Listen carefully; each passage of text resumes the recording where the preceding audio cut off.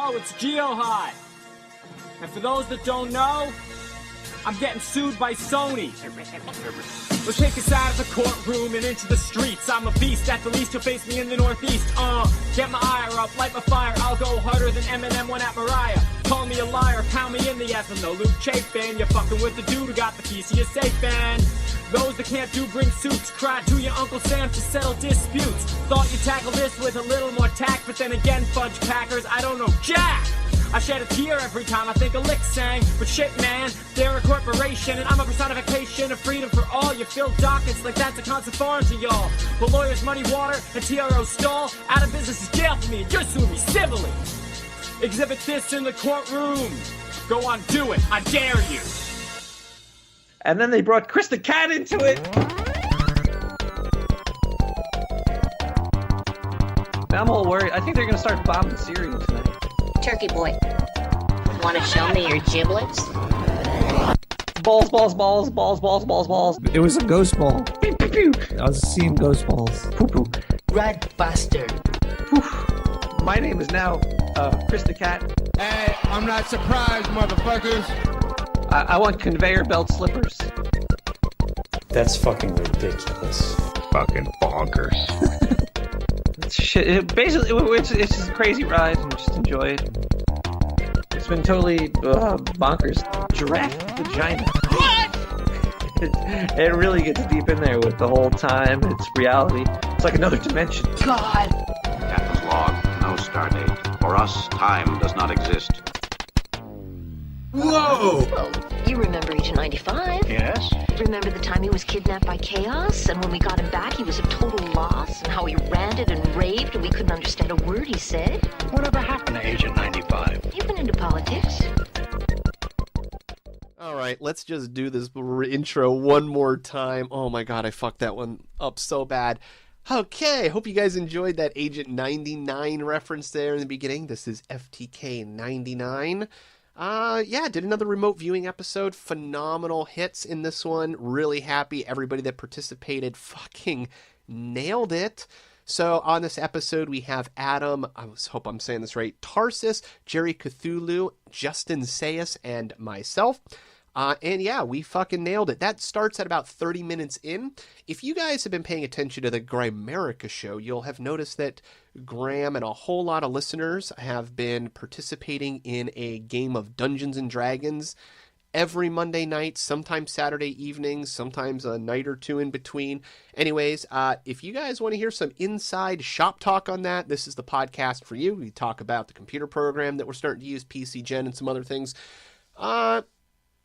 But yeah, lots and lots of fun. Actually, everything works out. Adam's going to be back on the podcast next week with us, which will be lots and lots of fun. I'm going to look at my list. What do I have written down?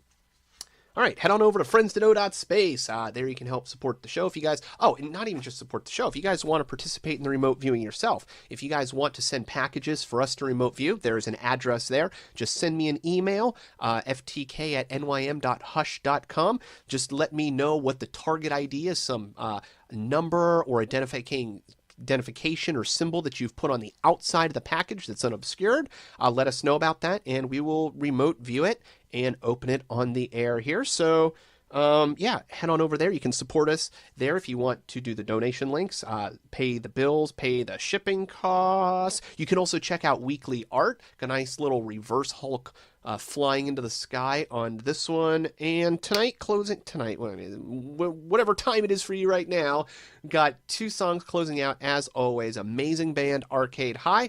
First song, both off the Blacktop EP, is Blacktop Rendezvous, and the second one is Dream of Me. Guys, go out, listen to your favorite podcast, support your favorite podcast, go out, listen to, and support Cruisin' with Steak. Night, y'all. Or day. Maybe it's morning. It could even be twilight. Ooh.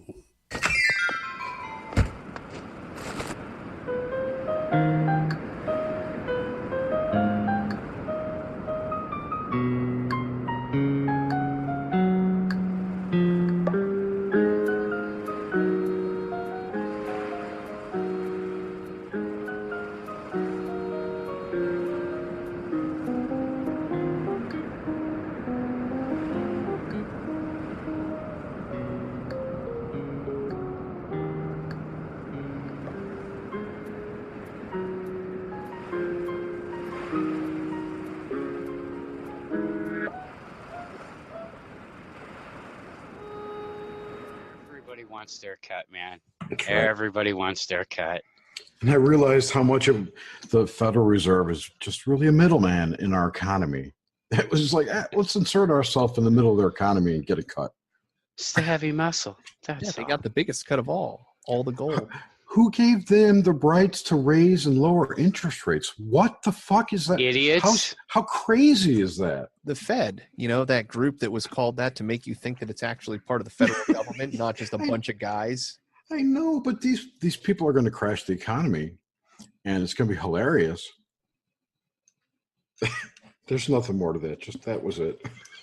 Adam? It's good to see you, Adam. Is it to Adams? I hear. Uh-huh. Justin, you there? Justin, happy haircut. Yeah, what's up? How you doing? Hey, man, how's it going? Good to see you again. Living the dream, bro. Matter. You're a little low there on your end.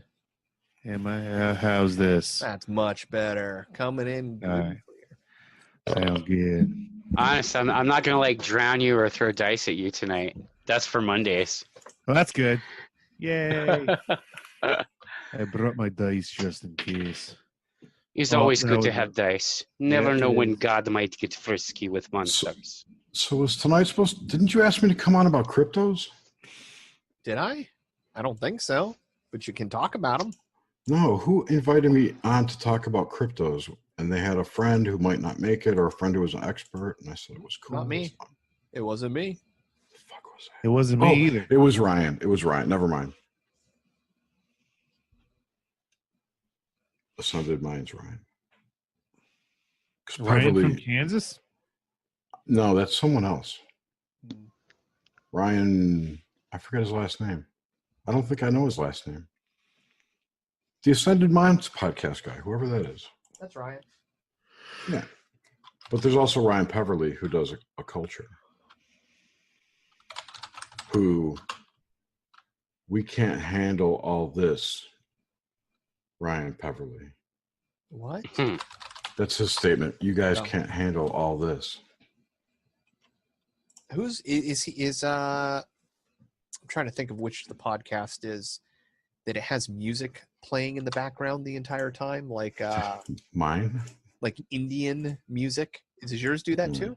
No, I don't play Indian. I play like a billiards parlor background. You can hear pool balls, and then you can hear a jazz band off in the way back.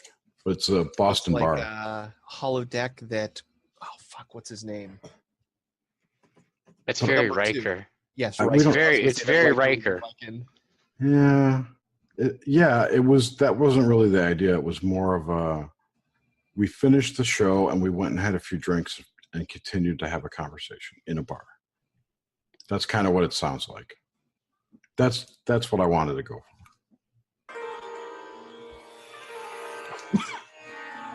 But we're not doing those anymore. We've changed our format. I still have.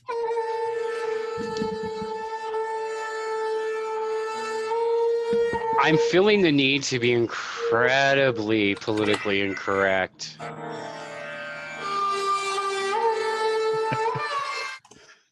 You should. It doesn't transmit well. Fair warning, there's a new no editing credence for Friends to Know. Oh, snap. Did I don't even know if I told you, Jestin. Did you? No, I should probably know that. If it's a time thing, I'll edit for you, bud. No, it's not. Andy last came on the podcast. You weren't on it. Yeah. And he asked if he could edit something out because we got totally political. I said, sure. He's like, I'll just edit the whole thing. Do you mind? I said, no, fine. Go ahead and do it. And he sent me back the exact same audio files instead of the ones that he had spent all the time where he trimmed 20 minutes of the podcast out. So I posted the whole fucking thing up already. Holy shit, wow. Redacted afterwards. Live and learn. So yeah, after that I was like, I'm just going to tell people that I don't edit at all. That way it's no longer a problem. It's a good policy to have, I think, actually, with the kind of thing that you guys do. Oh yeah, it was an hour and 40 minutes of extra work on a Saturday that I did not need. Well, yeah, not only does it eat up your time, but let's face it, I mean, Now, don't you guys kind of go for a little bit of authenticity? So, if somebody has an authentic, F-bomb moment or an authentic, wow, I'm just really outraged at the whole system moment, I think at least, not editing out is way more straightforward than just skipping it like it just never happened, Oh, yeah, I'd rather, dude, this shit. Because let's edit all of our human moments out of life. Wouldn't that be fun? Yeah. Dude, that's what TV is. That's why people are starving something else. Yeah, that's why our entire global culture is so effed up. Yep, yeah, it's all pretend. Everything is pretend. Nobody knows how to deal with real life because they've grown up with fucking romantic comedies running through their veins, trying to define not only who they are, but what their relationships are, if they're romantic, and all the other crap that's connected to it. Dude, nobody watches porn. Meanwhile, everybody watches porn. Everybody watches porn. Yes. I watch porn. You're one of the 1% that admits it. I like porn. It's eye candy for jerking off. That's it. That's what it is to me. It's not an energetic thing, But I know I've heard people say that there's... What was that monkey? Haven't you always wanted a monkey? Oh, it's Bigfoot. Nice. Squatching. That is cool. Squatch, drinks, drugs, and dangerous to... It's black eyes. It's a black-eyed Bigfoot. This was in the Spokane Observer, I think. Spokane Observer? Dude, that's amazing. Black-eyed Bigfoot. I work in a recycle plant, so we get newspapers from all over the state. Drugs. I saw that, and I was like, yeah. That's going on the wall. What was it? Drugs, what, and what? Dude, that should be like up behind your shoulder. Drinks, drugs, and dangerous doses. I bet I could find a digital copy for you. So are they insinuating that Bigfoot sightings are due to overdoses? No, I forget. I think it probably has to do with the Sasquatch Festival that we have here, which is just booze and chili. Here it is. Wait. You live somewhere where they have... Sorry, you live somewhere where they have an entire festival about Sasquatch? No, it's just called the Sasquatch Festival. It's just a huge outside concert. It's called the Sasquatch Festival. Oh, okay. I was confused. I thought it was actually something to do with cryptids. I was like, whoa, wait a minute. Yeah, no, it's just a huge outdoor concert with multitudes of bands and lots of drinks, drugs, and dangerous doses, basically. So it's all the vices with music. Cool. Pretty much. Yeah. So the question is, how drunk do you have to be to sleep with a black-eyed Bigfoot? Yeah, for me, male or female? I don't know. From some of the stories I've heard, you may not have a choice. Well, clearly you have two answers here, Jerry. Yeah, let me show you this female Sasquatch right here. There. Oh, that's right. I forgot. I would do her. Is that ad from this year? No, that's from 2014. Thank you. God, I couldn't find it. I'm like, how is it? I don't see it here either. And this one too. You rolled a 1, dude. Oh, now that's cool. I love pinup art. That's Napoleon's work. Beautiful work. I rolled a 17. Nice. I rolled a 4. What are you rolling for?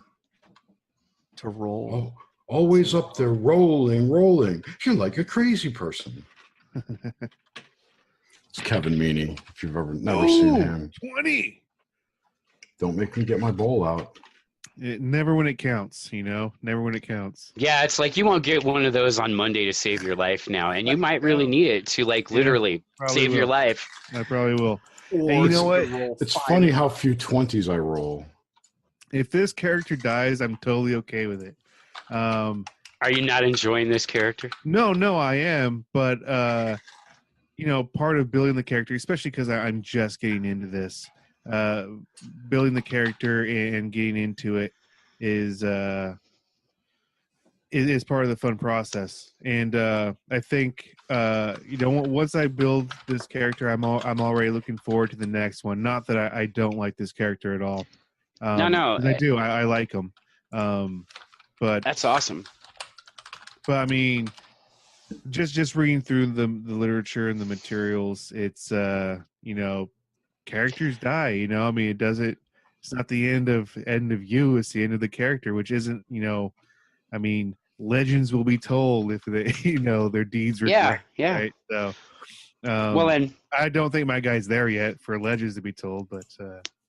The nice thing too with our group is Nomad and I are both DMing, and there are other people in our gaming group that are going to DM sections.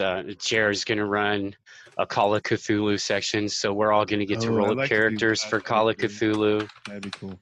Because my whole idea for the adventure was that I wanted to take us like on a romp through the multiverse, whatever the multiverse is for this fantasy world we're playing in. So already we have like the prime world of Isk, which is where your character is. That's the world we're playing in right now. Mm-hmm. But everybody else in the party also has a secondary character because I'm also running a storyline on Isk too.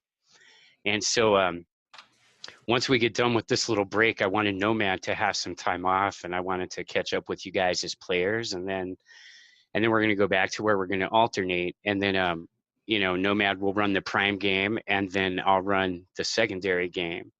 And at some point, we're going to be threading all of the different worlds together. Because in my mind, at the end conflict, everybody just gets to bring whoever their favorite, whatever it was, to play on our journey. That's cool. Because I think how I have it planned out is in order to really win against whatever the big bad whatever it is, it's just going to take different facets of you guys from all over the multiverse. Yep, I'm bringing my mech suit cloak. Now when one dies, is this like Jet Li's the one? Nope, doesn't work that way. Doesn't work that way. I'm sorry, man. Sorry. It doesn't work that way for us either. Right? I mean, like, just in case anybody's listening and think, ooh, I'm going to pop over to the next time frame and slaughter myself so I can get more powerful. Nah, don't do that. You'll just screw yourself up a lot. Yeah, it'll be traumatic, and, it will suck. Plus, you have to start over at level 1. Yeah. Nice. And by the way, I won't kill you. You'll just go insane in my adventure. No, if anybody is going to kill us, it's going to be Cal. Oh, yeah. Directly kill us or do something that gets us killed. Like, dude, I can't even fucking believe what he did last week. Like, murdering kids, an entire family. Now we have to defend. At least I wasn't the only one who thought so. I'm like, what the fuck's going on? Like, I want to lay down and die. Like, I don't, dude, like, why am I fighting for the righteous killing of kids? Where was I for that? Because you remember the last campsite, you guys were at, and there were Jerry's character Deathbringer saw some large, like 7 to 9 foot tall creatures that looked kind of like a cross between trolls and ogres. They were just coming to the creek to get some water. Oh, and Cal just opened fire on them, and it turns out that those were the children, and the adults are like the 60-foot tall horrific giants that are about to turn you all to tartar. Well, when Adam said killing kids, I wasn't thinking Trogers. I was like, wait a minute, I don't remember this. Does it matter? Those kids no, really it doesn't. kids. It doesn't. But when he said children, that's where my mind. Were you like, whoa, what game was I in? I don't remember the horrible part. What the hell? I don't. Someone needs to talk to him about that. Yeah. Murder hobos, I tell you, murder hobos. No, I'm having fun though. Got a serial killer in the group. The more I get into it, it's just there's a learning curve for sure. Dude, there is for me too. Like, I mean, these guys, when we first started playing, a couple of them were like me. They're like, oh, I haven't played in forever, and so or like I haven't played since high school. And then other people were completely new to it. So it's really kind of cool the way everybody's come together and have really meshed just as a playing party, and just as even just a hanging out group. We have like a very comfortable level of camaraderie, so it does make the gameplay much more enhanced. Well, yeah, no, I'm glad there was room for me. So, oh, dude, I love it when we have we kind of have a open door policy, because I'll let anybody roll up a character. I kind of feel like, real life happens. We don't always have the ability to decide what night off we're going to have, or if we're going to be able to make a gaming time. And so I kind of like to just say, well, if you roll up a character and you join us, even if you only play with us like 1 or 2 sessions over a 6-month period of time, I use the magic mushroom. I like magic mushroom people who aren't there. So we just bring their characters up to speed, and they can come back into the game and play as they can play, because real life happens, and that shouldn't infringe on your ability to have fun with your friends. So if you have the opportunity to have the therapeutic relaxation that is playing Dungeons and Dragons with a bunch of other crazy nerds like yourself, I think you should indulge a lot if you can. But if you can't, that's why there are games like ours that are around. We kind of have an open door, revolving door sort of policy with that. So it's cool. Yeah, no, I'm having fun. Yeah, I'm looking forward to it. I love the idea too, as a dungeon master, of having like guest players or victims, depending on your point of view that day. Once we all get PC Gen running, dude, I've got it running. I know. Once we all get it, we really need to set it up. Once we all get it running, we can form a party, and then we'll have each other's characters all in our things, so you can always run one. Plus, we can have it roll up NPCs for us for guests to play. Ooh. Yeah. Nice. What would be cool is to just have a bunch of randomly rolled characters, and then we all pick one out of a fucking hat, and then you have to play. Oh, see, and actually, that's funny, because I plan to do that. I want to run. I don't know if you guys are familiar with. There's an author I really enjoy, Terry Pratchett. He writes a series of fantasy world books, Discworld. There's a Discworld RPG. And what I wanted to do with the Discworld RPG is I just want to roll up characters, and then just have everybody just pick a pre-made character, just toss them out there and pick one out of a hat, like you were saying. Because I think it would make it just so much more fun and interesting, because the disc is a little bit tongue-in-cheek, kind of crazy. I don't know. I'm looking at my PC Gen character sheet right now. For some reason, I don't know. I must have fucked something up.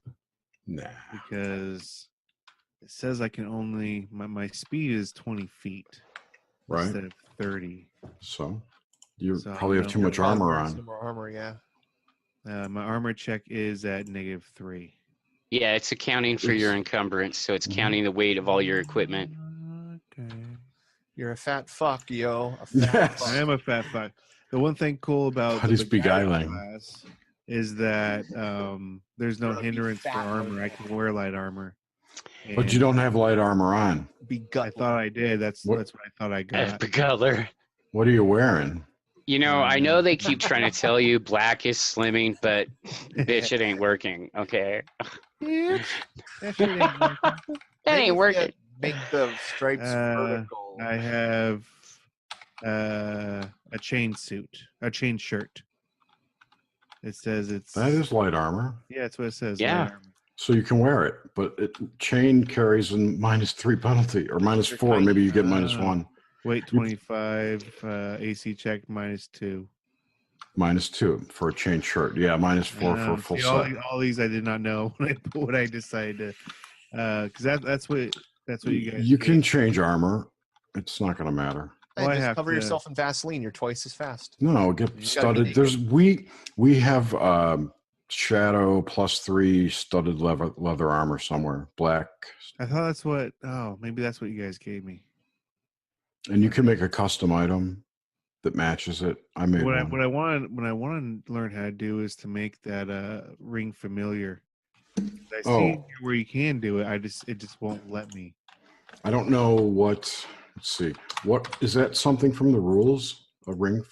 Is it a item familiar? Unearthed Arcana. But it is a specialized item because it has abilities a normal item familiar probably wouldn't have. Besides that, though, it's the ring aspect of it is in the Unearthed Arcana. Yeah, it's an Unearthed Arcana, and it's under the item familiar section. Okay, so Because if you go to companions, yep, and then you can go item familiar, create new, and then all it says is I mean that's all it takes me. Takes me to this right, but it might not. I think we have to add equipment.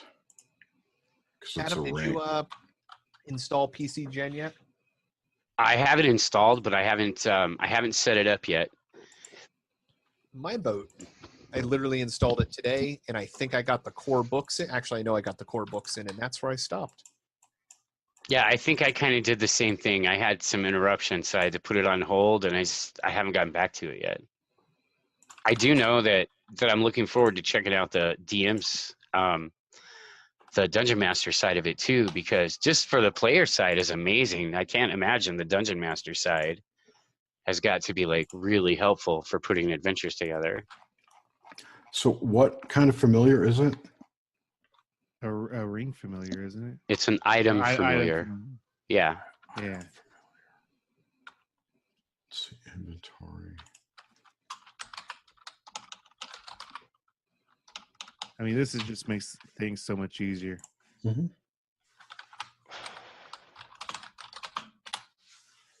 I'm really glad that I was able to get the class that I selected on here.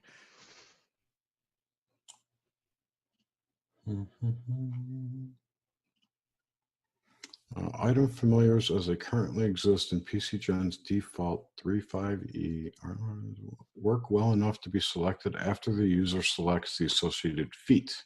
Aha. Oh, that's right. I forgot. I gave you guys the feat. So you should all have that on your character sheets. They don't work beyond that. I would ask if anyone could get them working. I'm reading through it. Hold on. Wrong type, so no output. Without going hog. Somebody's done it. My session timed out. What?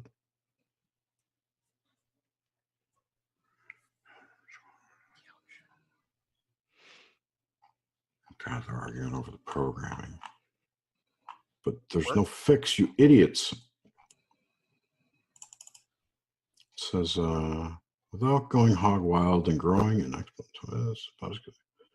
Item familiar abilities are all present and explained. You may select the special abilities at level 10 and beyond.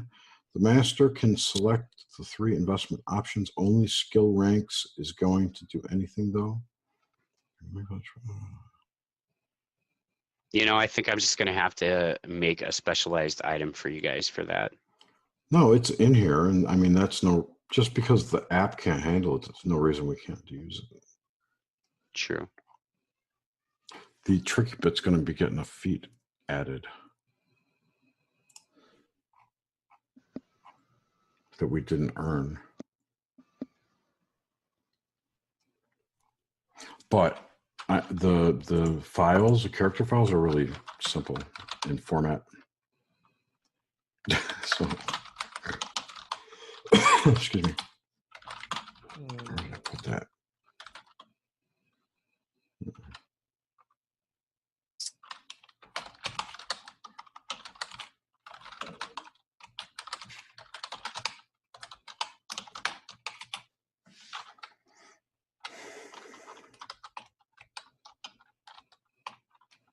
Yeah, there's in the character file, there's a line that says feat pool, and there's a number after it. You can just put like 5 in there. Get yourself 5 new feats. Say it again. Right around where? If you look in the character file, it's a file with your character's name, .pcg. The fuck? It's in the characters directory underneath your PC Gen installation directory.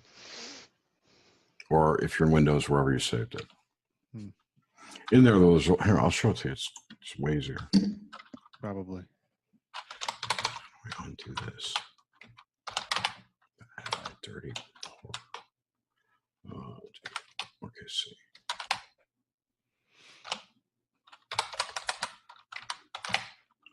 Oh, jeez. Well, okay. So. So we're using the core books for PC Gen. Yeah, they're the ones that say Dungeons and Dragons are in the D's. Yeah, I'm just making sure because I just loaded it. I had to load the file, and I want to make sure I was loading the right one. Okay, can you see this? So in... I'll see it in a minute. No, I was for Justin. Yeah, so my PC Gen is in a directory called PC Gen, and underneath there is a directory called Characters. And in Characters, there's all my characters. So if you edit your character file, the .pcg, what you'll see are each item, a colon, and then a value. So it's like a key value pairs, you know. And if you scroll down, if you search, you could find feats, feat pool right here. And that's your number of feats you have, this character has. And you could just edit it and put 1 in there. That means give you an extra feat.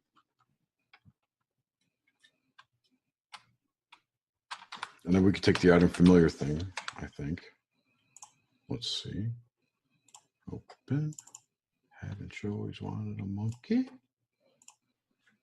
Do not save. Open. Now, it will bitch because you have 1 too many feats. Did I open that? I guess not. Hello? There we go. Opening. So I've got my feats. I have 1 remaining. That sucks. Oh, maybe my pool has to be bigger. Which one is it anyway? I'm familiar. Yeah.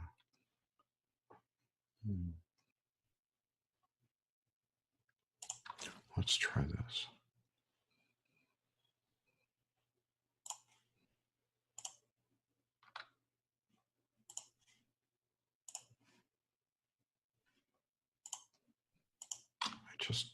I didn't take it off. All right. Let's close all. I didn't want to do that. Damn it. Ouch.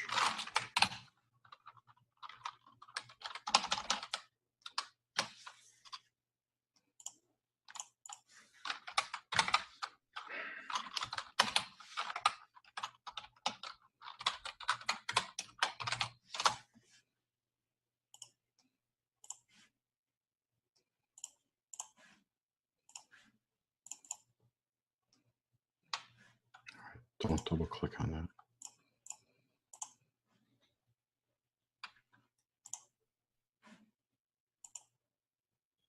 Damn it. I guess you can't fuck with it. That sucks. Sorry. No worries. We tried. We can keep that. You can add custom items. So the other thing you could do is go to inventory and do call it a ring, right? And do add custom. And then it doesn't convey any permanent things, does it? Like bonuses, Adam? Yeah, isn't it +5 AC once per combat, +3 dexterity once per combat? The once per combat thing, you can't really Yeah, I guess not. Huh? do with the ring permanently, but what you can do is add temporary bonus. I'll show you how to do that too. So we take this and the bonus here, let's just call it it's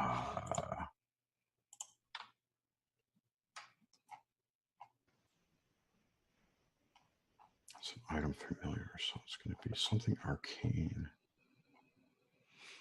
Magic. It's magic. It's magic, right? So it's a magic ring. Magic. Yeah, and we just give it a name and we call it the ring. Your ring has a name. Item familiar, like that. So now we have this ring that's an item familiar that has 0 anything to it. It's just a ring. And now I've lost it. There it is. And then you just do add equipment. Boom. So now you've got this ring that you can attach notes to. You can add notes to say this ring, you know, AC +5 once per combat. Yeah. And what was the other one? +3 dexterity once per combat. Okay, so that's saved. And then now in your equipment, you can equip it on your finger, and it won't affect you, but you're wearing it, you know. Ah. So it didn't affect my stats. Now what you do is go to temporary bonuses. You strong. This is what you do. Armor class. Watch this. Armor class. Let me see. Right. Oh, it's only spells. Interesting.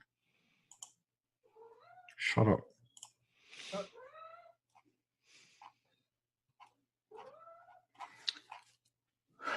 sucks. I could have sworn I could do other kinds. So the temporary bonuses are for like spell. If someone casts a spell on you. Yeah, it helps when Kratos he casts spells left and right. Right. So I'm like on my character sheet, I've got these temporary bonuses defined, which are the spells that can be have been cast on me. Oh, nice. So I will just click it if it's live, if the spell's on, like bull strength. Watch my strength when I do that. See how it jumps?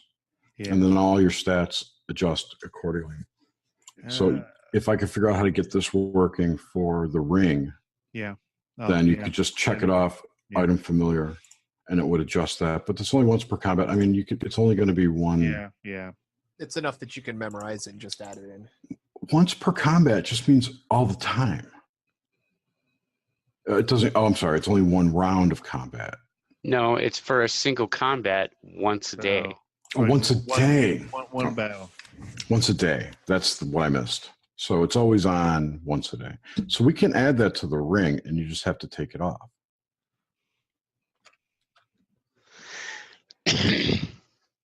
Anyway, we're wasting time. I suppose we really have not if anything else to Justin's do. getting stuff done. I plan on hammering your brain for my stuff when we're done with the podcast. Absolutely. I don't know what I did to it, but I broke PC Gen, so now I have to uninstall it and reinstall it. It takes only a few minutes. Not to worry. Yeah, it doesn't take a long time. All right, so this is going to be dexterity.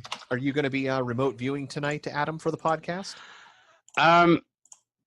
You know, Jer sent me the target, and I didn't get any hits, so I don't know if I'm just kind of either. Because I'll tell you what, I've tried to do it, and I've thought I've got no hits, and we've gone back and looked at it like 2 days later and realized we've been like dead on when we thought there was nothing.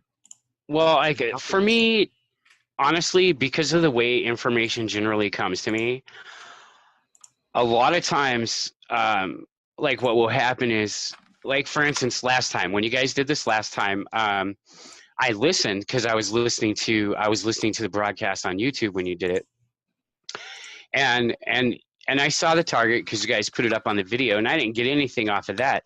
But as you guys were talking, I was getting flashes and hits off of that. Like, so I think for me, a lot of times when I get information like that, it's what I'm picking up as like vibration. So I'm not like, you know, I don't really think I'm like remote viewing, but I do get hits off of like the things that vibrate around it. Like, because you guys are paying attention to it, I would get hits off that. Does that make, if that makes any sense? Like, I don't know. Justin does have the package, so he could hold it and speak to you and describe it to you, and maybe.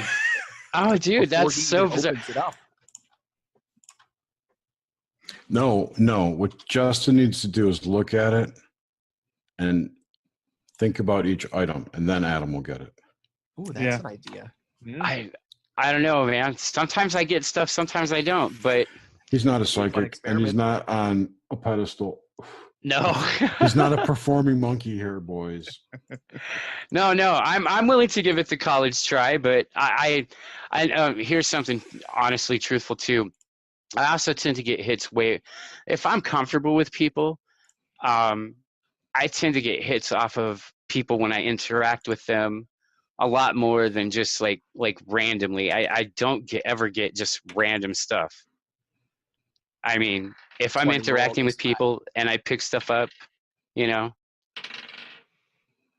I don't know. I don't like actively try and do anything. It seems counterproductive to me because consciously you get in your own way. Because I mean, honestly, it's the same thing as when you get like test panic when you go to take a test when you're in school, and you sit down and you get like performance anxiety. Well, yeah, of course, because your conscious mind is in the way of your unconscious just letting the information move through you. So I think when it comes to what a lot of people refer to as psychic ability, which honestly, in my opinion, 9 times out of 10 is nothing more than intuitive deduction. I kind of think that if your conscious mind is too much in the way, like you're purposely trying to do something, you're not really going to be able to do it because you have that same thing going on. So I just kind of let information come to me, and if it shows up, it's there.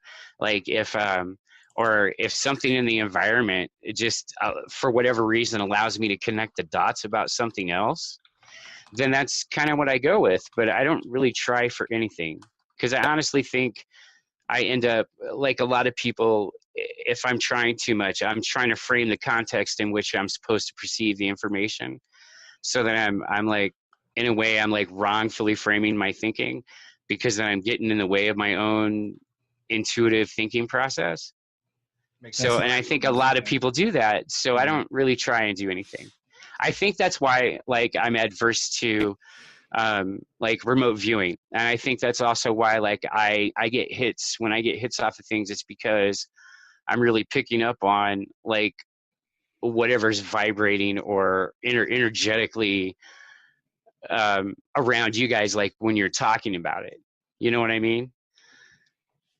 I mean, I know what I mean, but I'm not sure if you know what I mean. We're a quiet bunch. But I'll give it a go anyways, yeah.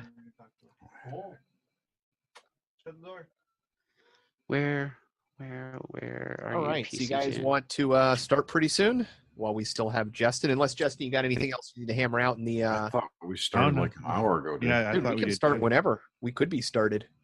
Like when you said I don't edit anymore, I figured that was the beginning. Yeah, I kind of thought that too. Yeah. Then that's the beginning. Same here. I sort of thought it was a little bit odd that we were talking a lot of Dungeons and Dragons. like people are going to have nerd strength to get to the point where the conversation gets more Dude, interesting. I'm pretty sure that a third of the listening audience is just the D&D guys, so we're okay. It's nice. Okay. Speaking to the core audience. They're gonna have like boners. Why Yeah. can't I find Probably. this? All right. So much boners. This is being carried. All right. Here you go. Here's your item familiar. What? Get out of there. Chainmail. Bogus chainmail. Where's my good chainmail? Oh, it's on my laptop. My character's on the other laptop. On my laptop. Anyway, what I've done is I've made a new equipment set called With Item Familiar. So when I'm wearing this, I don't have my armor, but I get the +5. Did I put that in there? I'm confused. Oh, shit. So with item familiar. Right, so Justin, you got the package there? There you I go. do have the package here. So Jerry, you have your viewing information ready, or you want to go over yours first, Mr. Justin? Did he make a really nice like audio shit? You know, I started to, but I didn't edit it, so there's like no sound effects or music. Then you can go first. It's it's edited, but it's not amazingly edited. Well, you did make one. Let me go first. So I Oh just my god, I'm such an asshole. I still have my air conditioner on. This is how crappy of a recorder I am. Hold on. I can't hear it. Yeah, I couldn't hear it. And now you can't hear it. Oh Jesus. +3. All right. So the first thing I got was cookies of some sort. Pack of cookies, or I don't know how big it was. And then I came up with a pot holder, like a puffy glove, you know, like a mitten. A glove, big, you say? like a white glove. Pot holder was what I thought of. And then I got Lego blocks or small squares, toys, perhaps, plastic, in a line, just in a row of them, and a pair of aviator sunglasses. Nice. I also got a glove. You know what? I'll play the audio. Okay. Yeah, I know if it's worth it. It's not amazing. It's unedited. Just talk it out. Talk it out. I'll just go through it. So first, the first thing I saw was what I thought was an hourglass. Then I decided to just kind of try to focus on that image to see if it was, something else. Because a lot of the times when I first get an image, it'll morph and change. Mm-hmm. And I have to try to discern if that's just my mind wandering or if that's actually the image coming through. I lost it rather quickly. The next thing I saw was a glove. It was a specific glove, though, that you might know from a horror franchise, Nightmare on Elm Street. It was a Freddy Krueger's glove, and the long spindly claws kind of formed into some spider legs, and they were just kind of moving like this. And then I saw a Mountain Peaks, kind of semi-cartoonish Mountain Peaks. Anyway, the images I drew, nothing too impressive here, and that's all I was able to get it. And I did it for about a half hour, which is a long time to get nothing. And remember when I could do it for a half hour? and get nothing. So I don't know if it was I got a lot of stuff going on, so I don't know if I was just distracted, or it could be a mini Freddy Krueger glove in here. I don't know. Maybe it's Freddy Krueger. There could be a fucking glove in there. We both saw it. Yeah. Well, last time everyone saw a snake. Snakes. Yeah. Yeah. But I think last time that was the unconscious suggestion of the wrapping. Yeah, I think so too. Or I the realized fact that the light bulb did have a coily effect to it. True. The only thing I got seriously was candy bar. Candy bar. That's it. Sorry. No, that's better than nothing. Candy bar. I don't know if it's candy bar, but I got candy, so something sweet and sugary. Yeah. All right, I'm gonna open this up. Open that baby up. Ooh. It's hard to tell where you should open it up at. It's This is this the aluminum one? It is. There's like 4 of them out to you right now, so I can't never remember exactly which one you're popping open. I have 2 of them. Usually they're sealed in a drunken stupor, so it's it's like 3 in the morning. All right, let's see. Oh.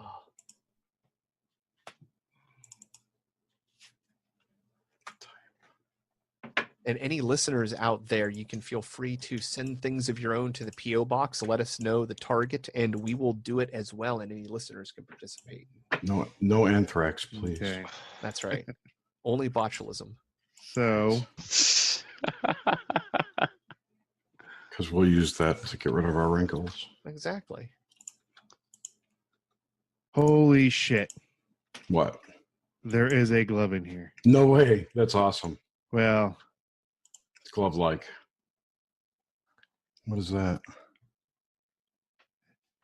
It's a boxing glove. Oh, I lost my audio. Interesting. It's because it's No, mitten that's kind of like an oven mitt. And a mitten, yeah. Cool. Hit. That is a boxing glove. Did you see? Did you not hear what we said? No, I didn't. Are you not listening? Dude, I pulled my audio. You didn't hear me say, "Oh, I lost my audio." We were too focused on the glove. Dude, that's fucking awesome. That is awesome. Okay, let's see. Is there stuff in there? There is a lot of white tissue paper here. Tissue. All right. Okay, so everything is out of the box. I'll go through every item. First up, besides the glove, is a squishy basketball. Okay. Next up, we have a lighter with cards on them. It does work. A pin.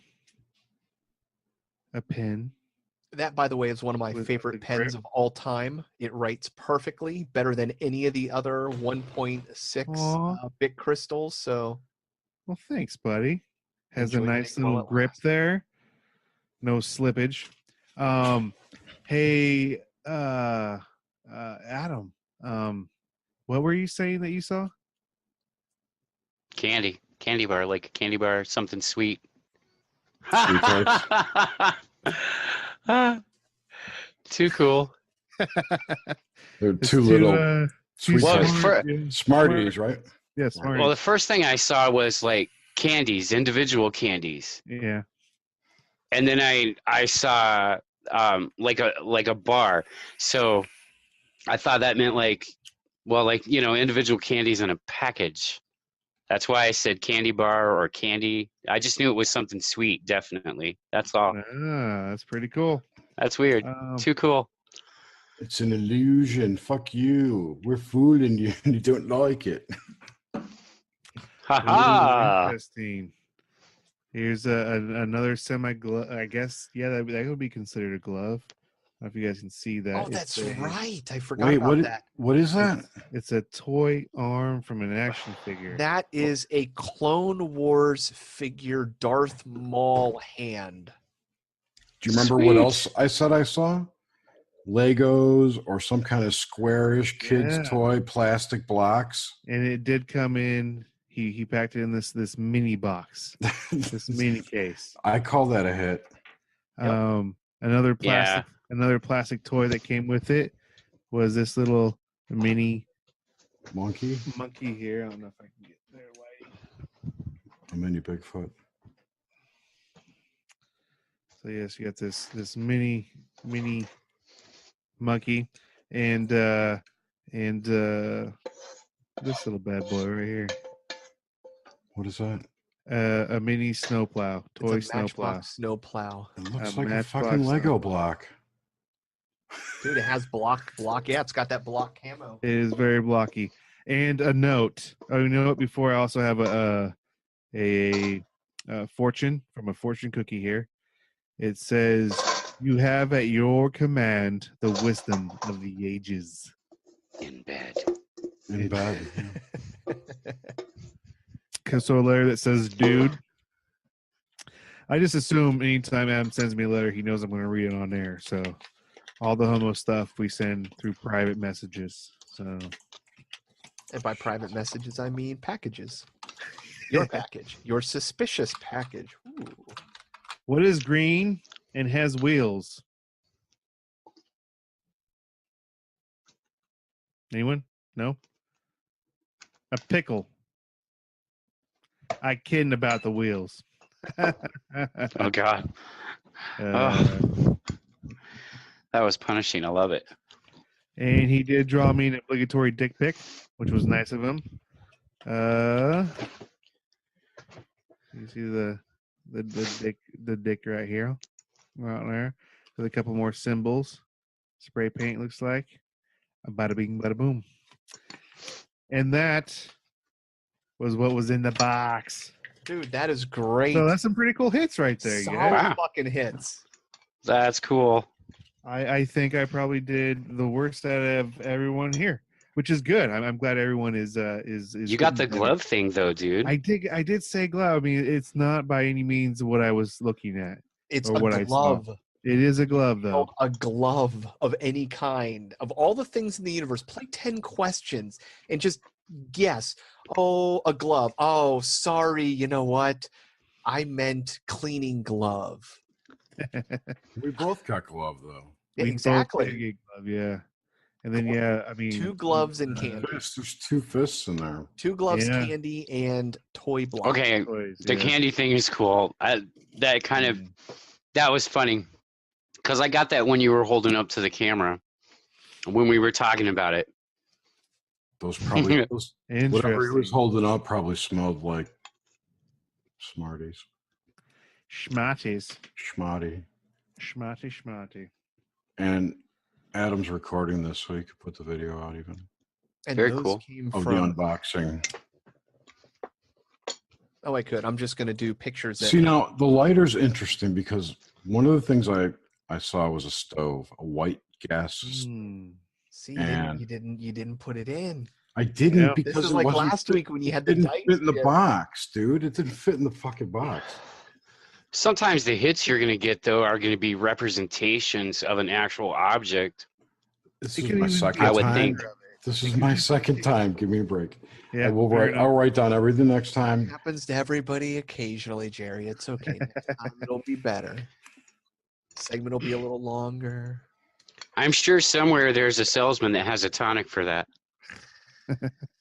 There's been a lot of advancements in topical creams over the years. Yes. The girth has improved quite a bit.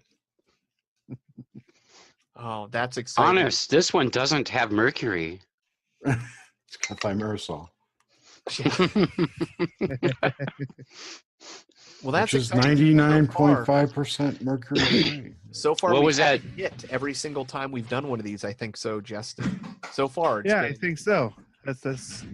I really think a weekly live remote viewing show on YouTube will do really well. It probably would. Oh yeah, and we should do quick. That would be fun. We got to come with a catchy name, and we make it like a game show. If we gamify it, not gamify it, but kind of make it fun.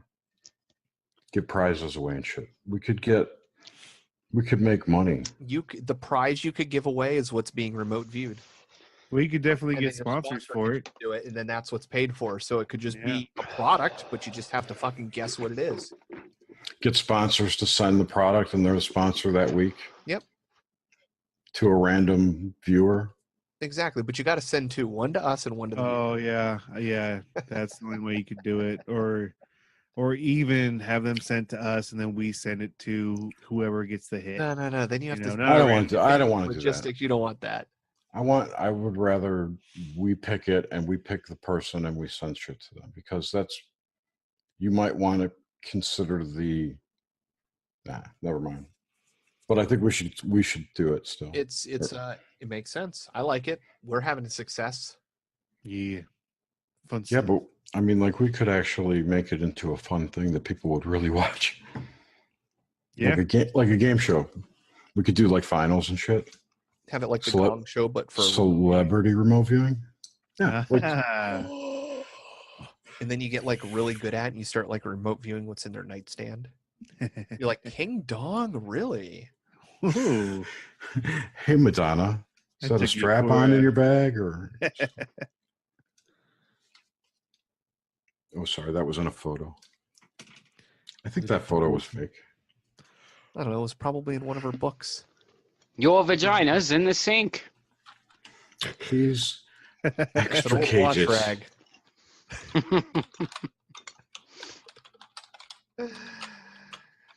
Who was she married to? Chris Williams?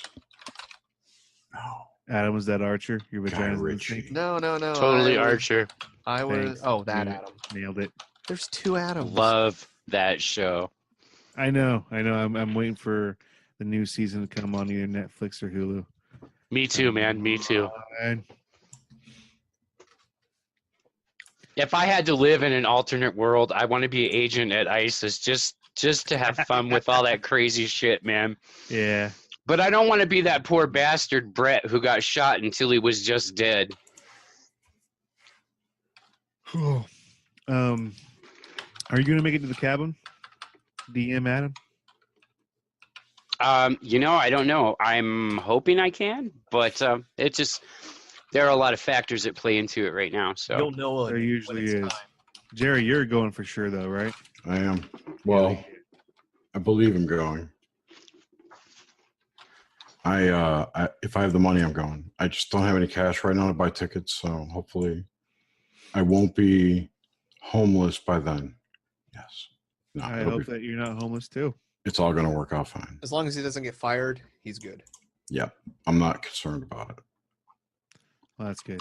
I sent you that picture of Madonna, Adam. Friends to know Adam. Do That was do funny. your bosses know that you've written books? I don't know.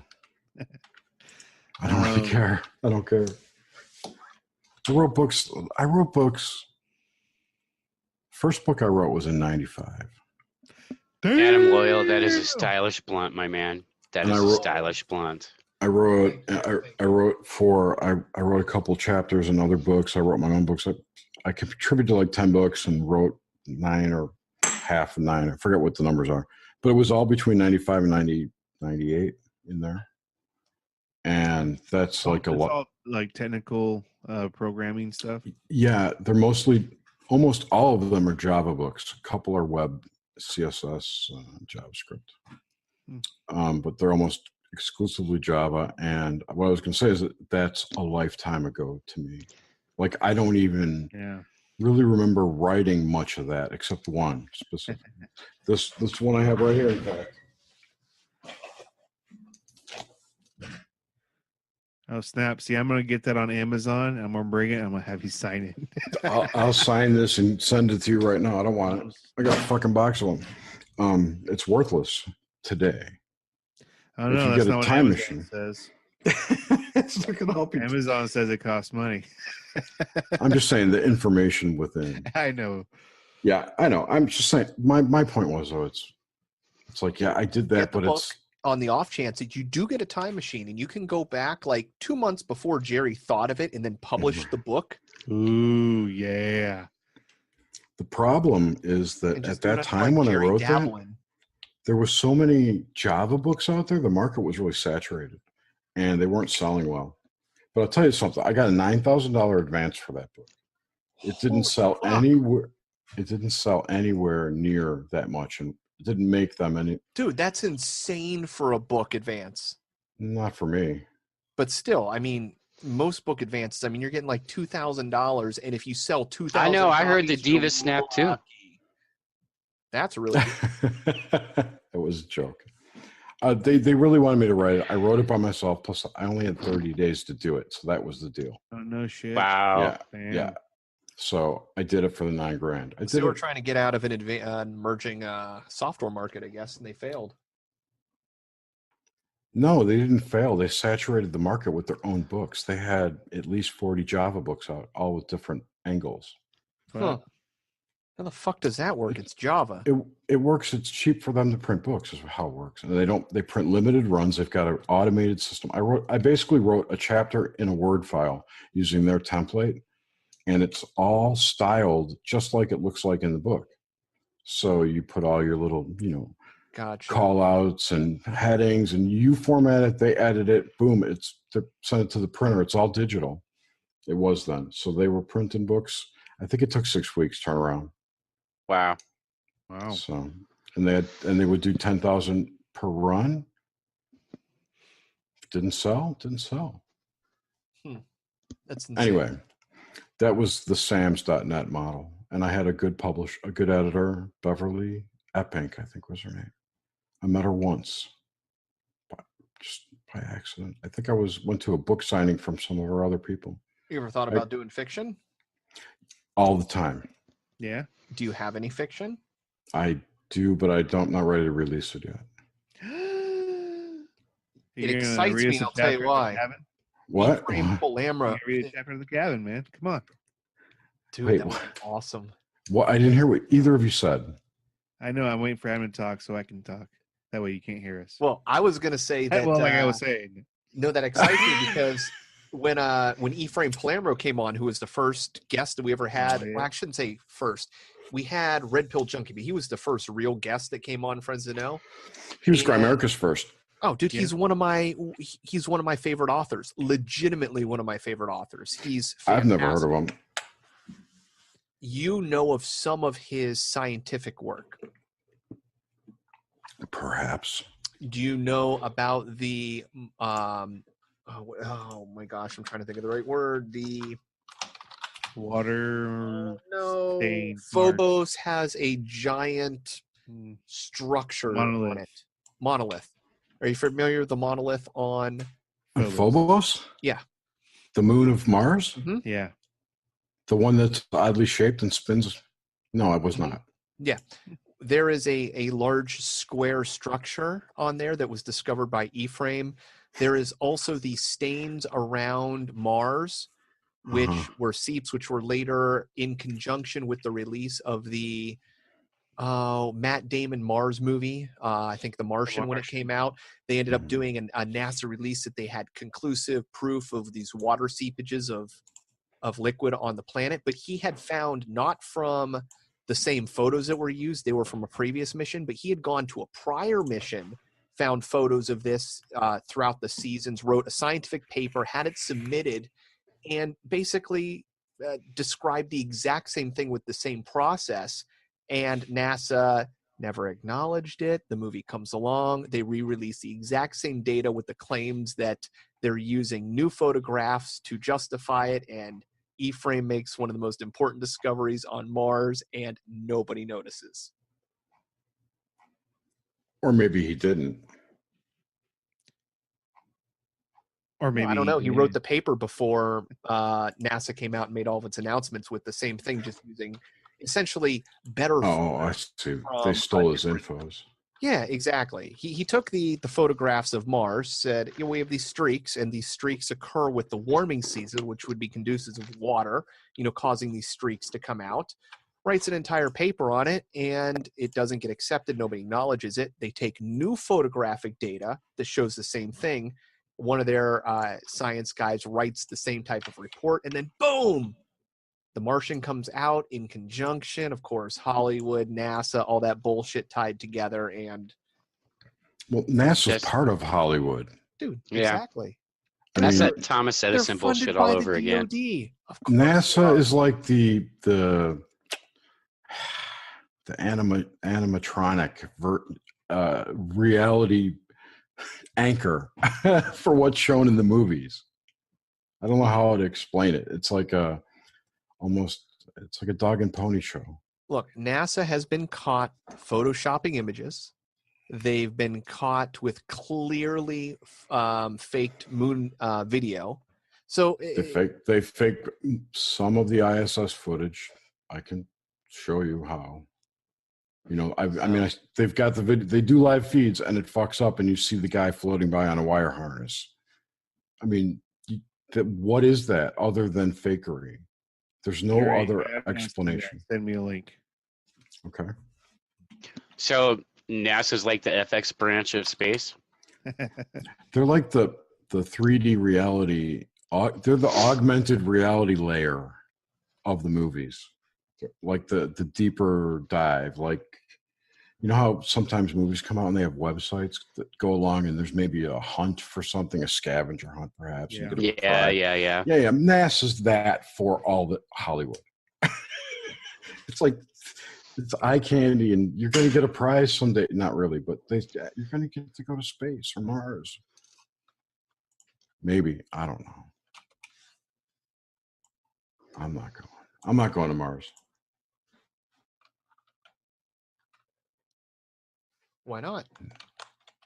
Because I like it here. But do you really? See, I'm just not convinced that we can really leave the planet. I don't think we can. I think we already have. I don't think we can. I don't think we can get past the Van Allen radiation belts, let alone 700 rolls of film. You ever seen that video, Jestin, of the Orion rocket that Bush tried to push through? I guess it's still in production by NASA, but they had one of the lead engineers talking about one of the challenges of going back to the moon was passing through the Van Allen radiation belt, and the fact that they were trying to develop the technology to make it feasible. No. I'm not familiar with that. Oh, it's a great video. Because is he the same guy that in the? Is he the same one that then said, "Yeah, we had the technology back then, but it was accidentally destroyed," and I find that to be the most absurd thing. Well, we had it back in 1963, but we don't have it now. See, Oh, we went technology gets lost there all the time. with less power than is on a standard calculator, but yet we don't have the technology to just go there today. Technology gets lost all the time. All the time.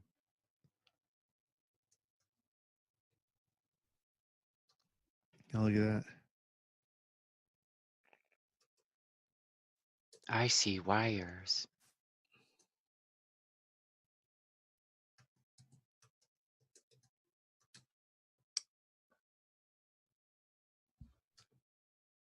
Watch behind them. I guess they did a live shot with this university.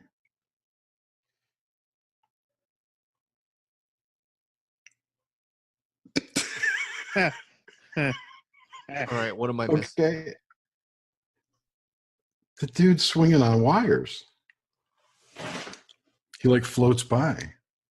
Yeah, my video's really lagging. I'm going to send you the link, but Yeah, I send mean, me the link. The dude fucking floats by behind these two idiots, and he's clearly in a harness. Now that may be part of the ISS, but I don't think so. So I think, whatever they practice on here, they film a lot of it, and some of that goes out on the live feed. Maybe there really is a live feed up there. I don't know. Maybe it's half and half. Maybe it's just the live shots they do from the Earth and fake this shit. But then if that's true, how come the people who are supposed to be in space are on these things, right?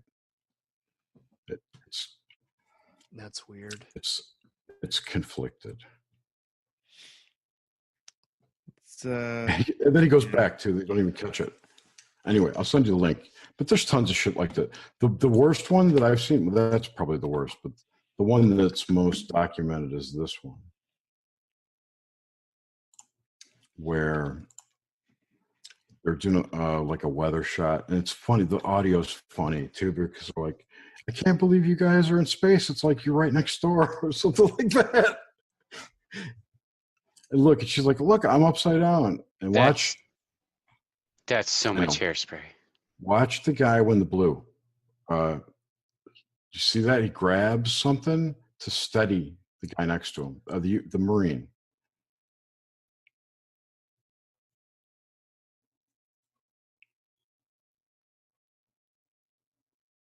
Oh, God. Did you make this slow enough, dude? Come on. I think it'd just be a little. Jerry, can you slow it down a little? You're probably getting it at the same speed I am. Yeah, that is just look, way too look fast. at the two behind are distracting. Yeah. For no reason. If you listen to the audio, they're not saying anything. They're just pointing up to get you to look up away from what this guy's about to do to the blue guy. He grabs his wire to steady him.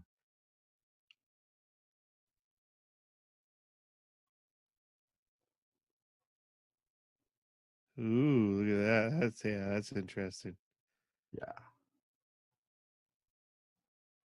And the two monkeys in the back are jumping around going, ooh, look up here. And they're making noise. They're hooting and hollering while this dude does a somersault. It's stagecraft. So, are you saying that you don't think we made it to space? I'm saying these people are not in space. Okay. That's what I'm saying. But do you think we, as a species, have made it to space? I don't know. It's fair enough. I don't think so. I don't think they've been to what we think of as space. Or it's we can and have gone, but you don't get to see the cool shit. Maybe. You get to see the I've fake seen no shit. evidence of anything cool. Look at this. But really, they're like, why it's like they're dancing? I don't know. It was just, it's egregious. It's an assault on my intelligence, to be honest. But whatever. And people buy that. The hair alone is just ridiculous. They're in a weightless environment and they're spinning in a circle and their hair is like a racer head the whole time. That's not the way space works. That's not how zero G works. It's like water, but really light. Well, I guess the only way to really find out is to hitch a ride on the Gasa balloon. Yeah. Some people, the flat Earth community, the ones who take it all the way, like there's no satellites, there's no. I'm not saying there are or there aren't. I don't know, but they think that satellites exist on a complex balloon launch schedule that happens. NASA apparently is the largest consumer of helium in the world. Serious. I'm serious. They are. You can look it up. It's bizarre. But they launch a lot of weather balloons. They do. Plus, here's an interesting thing. If you guys ever want to dig into something weird, dig into helium production. Apparently, there's only 2 companies in the world that mine helium, and they own the proprietary method. That I didn't know. That's why there's only 2. I thought it was extracted from the ground. They're extracting it from the air? I don't know. Yeah, I thought that there was stores of it beneath the ground that were somehow extracted. They have some proprietary method, which I don't know what it is, if it's extraction or refining or whatever. That's interesting. Yeah. That reminds me. It's interesting. Yeah. No, go on. Because the thing that I found interesting about that is because there was this dude on YouTube, a flat earther, who was really smart, or at least seemed smart. And he was doing these really cool things. He was making phone calls to NASA scientists, but not like the head guy. He was called like the team lead or whatever. For instance, for the they've got a 747 that's specially customized to hold NASA experimental telescopes. Yep. And they can swap them in and out. And it has like 7 slots. They're like, a razor and 7 blades. And it's called the Sophia platform. I think it's SOFIA. I didn't realize it had 7 slots. That's fucking cool. Maybe it's 4. I don't remember. It's got multiple slots. And I don't even know what they put on it. It's the AC-130 of telescopes. Yeah. And this guy calls up the head of the Sophia team, and he's asking him, what's different from the Sophia telescopes and the Hubble. And what he basically found out is that the Hubble is nowhere near as powerful as this Sophia platform's telescopes on a lot of frequency bands. I don't remember the exact details. But what this guy found out, his name was Robert Bassano, by the way, and he left YouTube too. He did all this shit and then he left. He did find out that pictures that were posted or published as Hubble photographs were actually taken by the Sophia platform. So it was his thing that the Hubble's bullshit. Oh, interesting. I see. And also, the Hubble has no means of propulsion or steering. It's in a stationary orbit. However, because it's so close to the Earth, which I forget the distance, but it's subject to orbital decay. And frame dragging. Which is not happening. No? I don't know. Well, I mean, it has gyroscopes, which is going to negate some of that because it can pull itself in the same way that a bicycle wheel can pull itself in a direction, but it's nominal. And once you lose your gyros, then you fucking start going to decay. And I don't think it has any left. It's got to be on its last legs. Because last I heard, they were operating on like the last 2. That's a lot. Well, that's why they put the gyros on Hubble in forever, man. Yeah, anyway, I think somebody calculated it out, and I don't know if it's correct that it should have crashed long ago if it was really there. So that's what this guy was talking about. It was just interesting that he called these people and recorded it and just played it live. He did live stream calls to these people in NASA, asking them, how does this work? And he did it as nice. I'm a student in physics, and I'm working on a term paper for college for my doctorate. I forget what his story was, but it was something like that. I'm working on my doctorate. Can I ask you some questions about your work? And it was never accusatory or inflammatory or mean. It was always inquisitive, but knowing what he was after there, he was asking the tough questions that a lot of times could be answered. Like, I don't know. You'd have to listen to him. I can't remember, but the point is that these guys sit at a desk and get numbers on their computer, and that's all they look at all day long. They don't look at telescopes and look at the sky or the plane. It's all compartmentalized, and the astronomers sit behind a desk and look at computer data all day, and that data comes from who knows where. Mm-hmm. I'm not saying it doesn't come from their shit, but just think about that.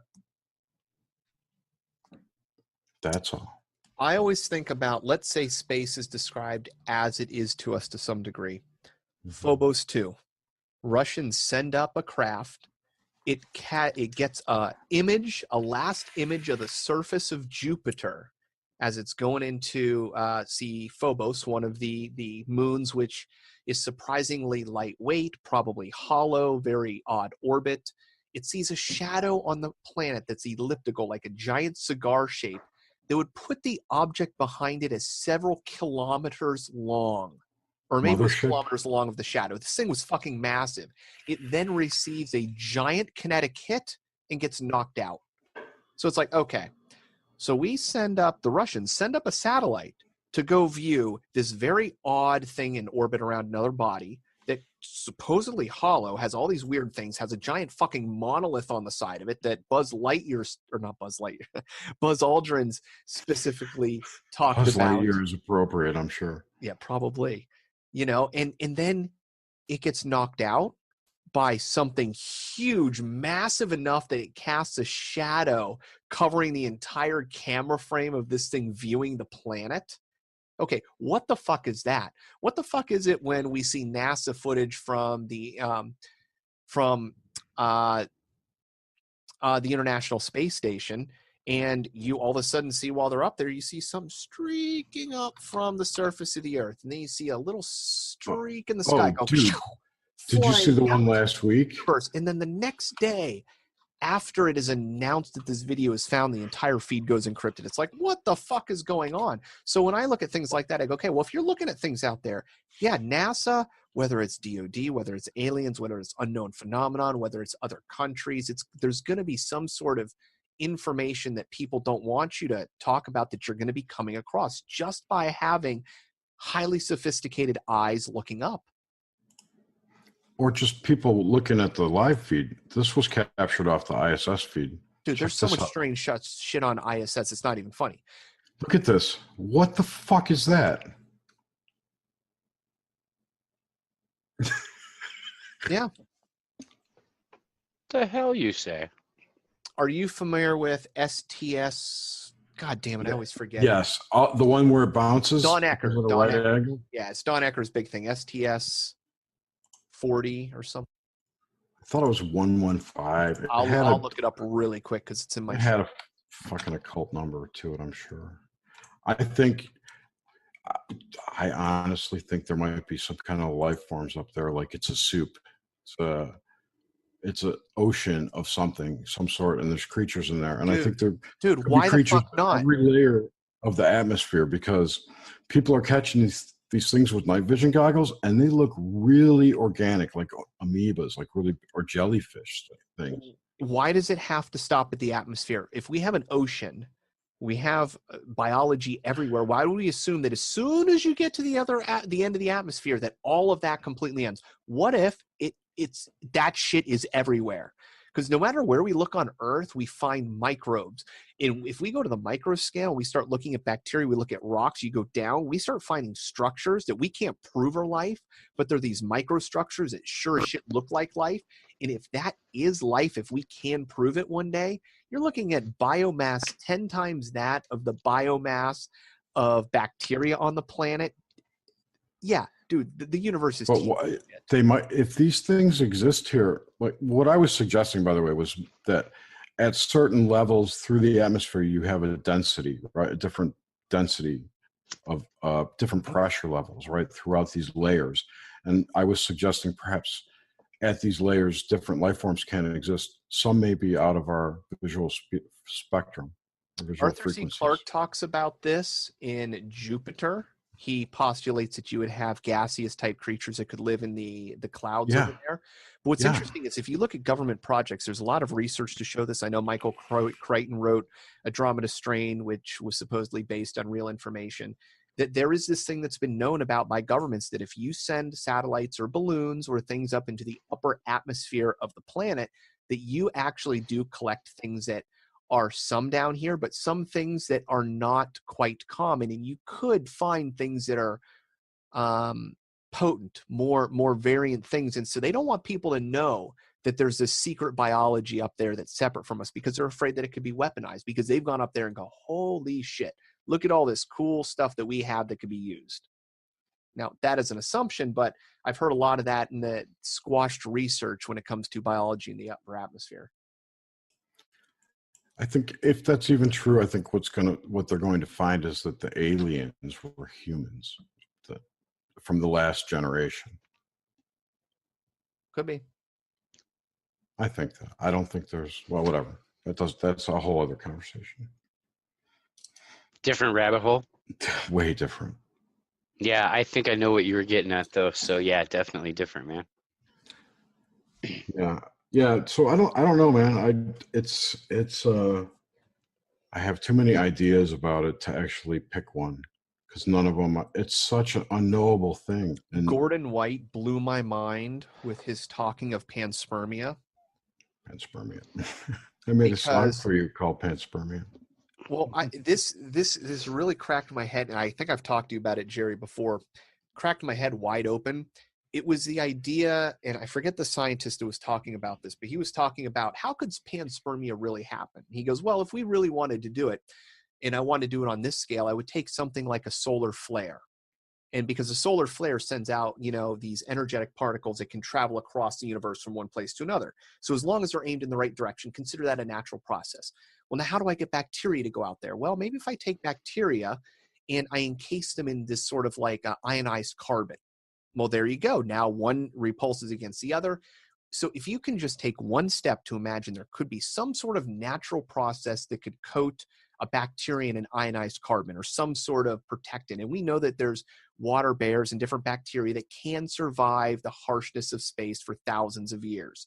Now, all of a sudden, you directly have within the means today that we could do projected panspermia. Then you start talking to Gordon White and you start looking at the idea of evolution, and maybe it's not just us evolving, it's the universe that's evolving. And then if you start looking at how genes work, we find out that spliced in with our genes is the genes of bacteria, the genes of viruses. All these things are spread in there. Then if you go into the upper atmosphere, you find all these viruses and these different things. And well, what if those are coming from throughout the universe? What if those are coming in and it's more of, yeah, we have bacteria because they contaminated the womb, they contaminated, the baby along the way, or the embryo, and that eventually got incorporated into us. But what if that DNA can come from across the universe? Now we have an evolution that isn't just this planet and what's going on here. It's genes that are getting pulled from the farthest reaches of the universe. Now go even crazier. We're doing GMO. We're doing modifications of the genes here. All that shit could then go flying out and start propagating and causing evolution on other worlds. And so the idea that the scientist had brought up, that is, if you really want to look for proof of alien genetics, first we need to go into the upper atmosphere, see what we see up there, see if it's different than what's down here. Because if it's the same as down here, and then we take a step further out and we realize it's the same, then we go, oh, okay, well, if the bacteria is similar on Mars as it is on Earth, well, then we know that there is this evolution that's going on throughout the universe that's all connected. But maybe what we should start doing is taking genes, just like they've done recently with a chicken, where they changed a gene and they got it to grow these teeth and it looked like a dinosaur and it was a normal fucking chicken. Maybe we should just try to turn on different gene expressions. And all of a sudden, if you turn on gene expression and you get a characteristic in an animal that's never been seen before, you go, oh, well, that's the dark alien. That didn't come from Earth. That wasn't part of this. This is a latent gene from somewhere else. And I was going, holy shit, now you're talking about discovering alien life, quote unquote, by looking for genes that are so foreign that they couldn't have evolved here by turning them on, aka the Thing style. Anyways, I'm like, holy shit, if it's really that, then when we're just doing GMOs on this earth, we're not even just fucking with us. We could be fucking with, like, imagine there's some other alien species 10 trillion light years away that's doing its own glyphosate modification and, you know, changing into their own super corn. And now we have, like, we're getting fucked up. We're getting cancers and stuff because they decided to. Sorry, that's my rant for the night. No, it was a good rant, and I give it a 8.7. Yeah, that was a great rant, man. I don't even know how to even address it because I don't remember. I'm sorry, what was I talking about? Panspermia. I'm kidding. Did you listen to my song? Panspermia? Yeah. That I wrote for and sounds like a with you. terrible breakfast. Panspermia. And I'll take that as a no. On Hive Synchro Night, man, remind Jerry and I to tell you about the synchro with this conversation. Yes, we're adding that to our list. Yeah. With your rant, we have a synchro that is panspermia, evolution, and rant related. Do you mention Paul Stamets? Yes, actually today. Way, yes. No, today. Yeah, specifically today. That guy's on Jerry's drive back, man. Yeah, we did. It's crazy. And we were talking about synchros too, and about specifically Synchro Night. Mm-hmm. Adam, I made you a FTK show notes channel on the Cruising with Steak Discord. Oh, okay. So I don't have to pollute the D&D Oh, cool. with all that. Cruising with Just put it Steak in the has Zoom its chat. own I think we can Discord. pull it up later. Yeah, no, you can pull the Zoom I'm the chats up host. later and And save that. I know, but I don't save them. But I do. I'm the host. Oh, you're probably the host now. Anyway, it's here so we can all see it. Everyone will love to see what we the nonsense we talked about that we all look at, and there's silence for like 5 minutes. Did you say there's a Cruising with Steak Discord? Yeah. What the? You haven't been invited to the Cruising with Steak Discord yet? I know. Am I not that cool? What's going on, you guys? I don't know why. Let me turn off my also useful dice cam, and I'll send it to you. Oh, I got it right here. I honestly didn't know that you guys weren't on Cruising with Steak yet. No, Adam is. I thought, yeah. See, I thought so. Because, okay, yeah, that was confusing. Justin is married with children. So he's Love Ed. and marriage. Without the hot redhead. He's got a hot blonde. She wasn't that hot. She's actually hotter now. Oh, she's always been hot. She's kind Always of had a gross. thing for Peggy. Maybe it was just the trailer trash mentality that turned me off. Red hair, big boobs. Oh, I like Cigarettes. that. Oh. I like that. I know. Beer breath, it's like, fuck, just take your clothes off. It's the beer breath. That's the one that just pushes you over the edge. Like, okay, you're fucked up. You're going to be slutty. I get it. I love when my wife got drunk.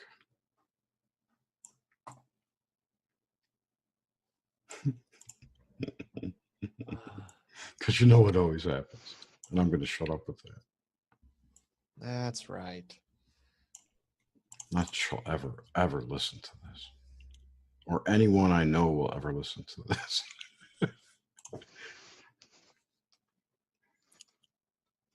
So speaking of which, who are you going to have on this week for Nux Mente, Jerry? Calendal. Oh. Is that his name he's going by? I haven't talked to him. He's been MIA for the last 8 weeks. So you haven't talked to him at all? He hasn't been in D&D. No, I know. And that's the only time I talked to him. Oh. Well, maybe you won't be doing it with him. Do you got a backup? I've already contacted. He's totally on. He took the day off work just to do it. Oh, sweet. The night off. He works nights. And then after that, we have some good guests coming up. And I've got a bunch of invites out. Cliff High said yes, so he's coming on. I just haven't scheduled him yet. That's going to be a great show. Fucking Cliff High. I got 2 awesome people. I got Cliff High and Gordon White. I Dude, was that's just awesome. I was just listening to Cliff on Grimerica today. Was the audio? Did it come out okay? It sounded okay to me. Okay, good. All right, so Gordon White is next week. Oh, I'm looking forward to that. 2 weeks, sorry, 2 weeks. And after that is a dude named Intuitive Jacob with a K. I don't know anything about him. Wait a minute. I'm sorry. April 4th is Gordon Roop. I only saw Gordon. I forgot about him. So we got Gordon, your friend Gordon, Adam. Yeah.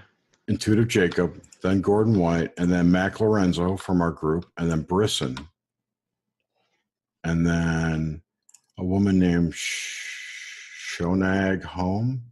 She's something psychic. I forget. And then we have James Alfred, the Hattie Bow guy. Who's on Crow's podcast.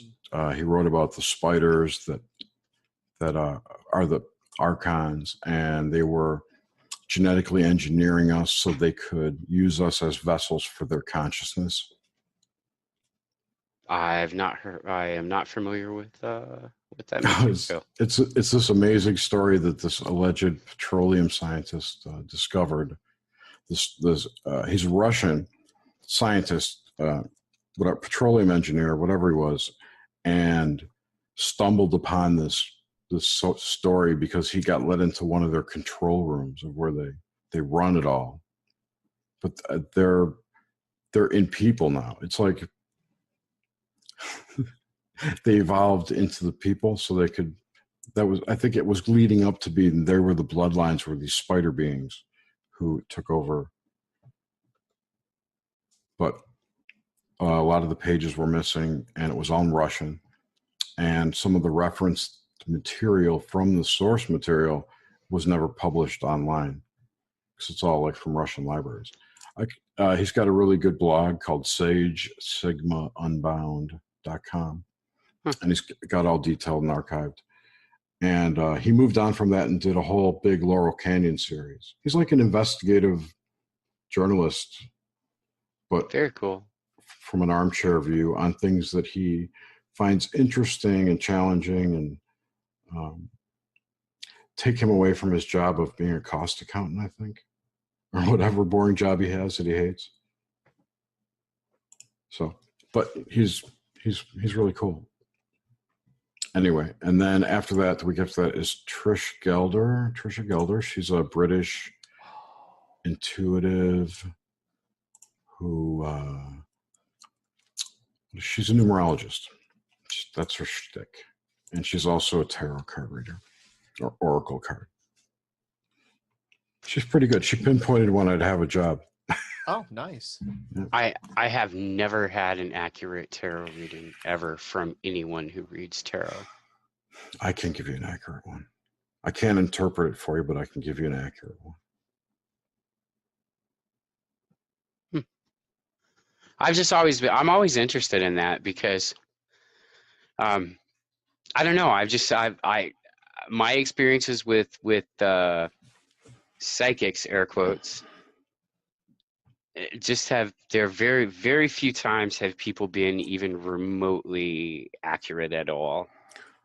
Yeah, right. And I think I know why. It's because I found that a lot of people who claim to be psychic are really good at short-term remote viewing. I knew you were going to say that. Did you? I'm psychic.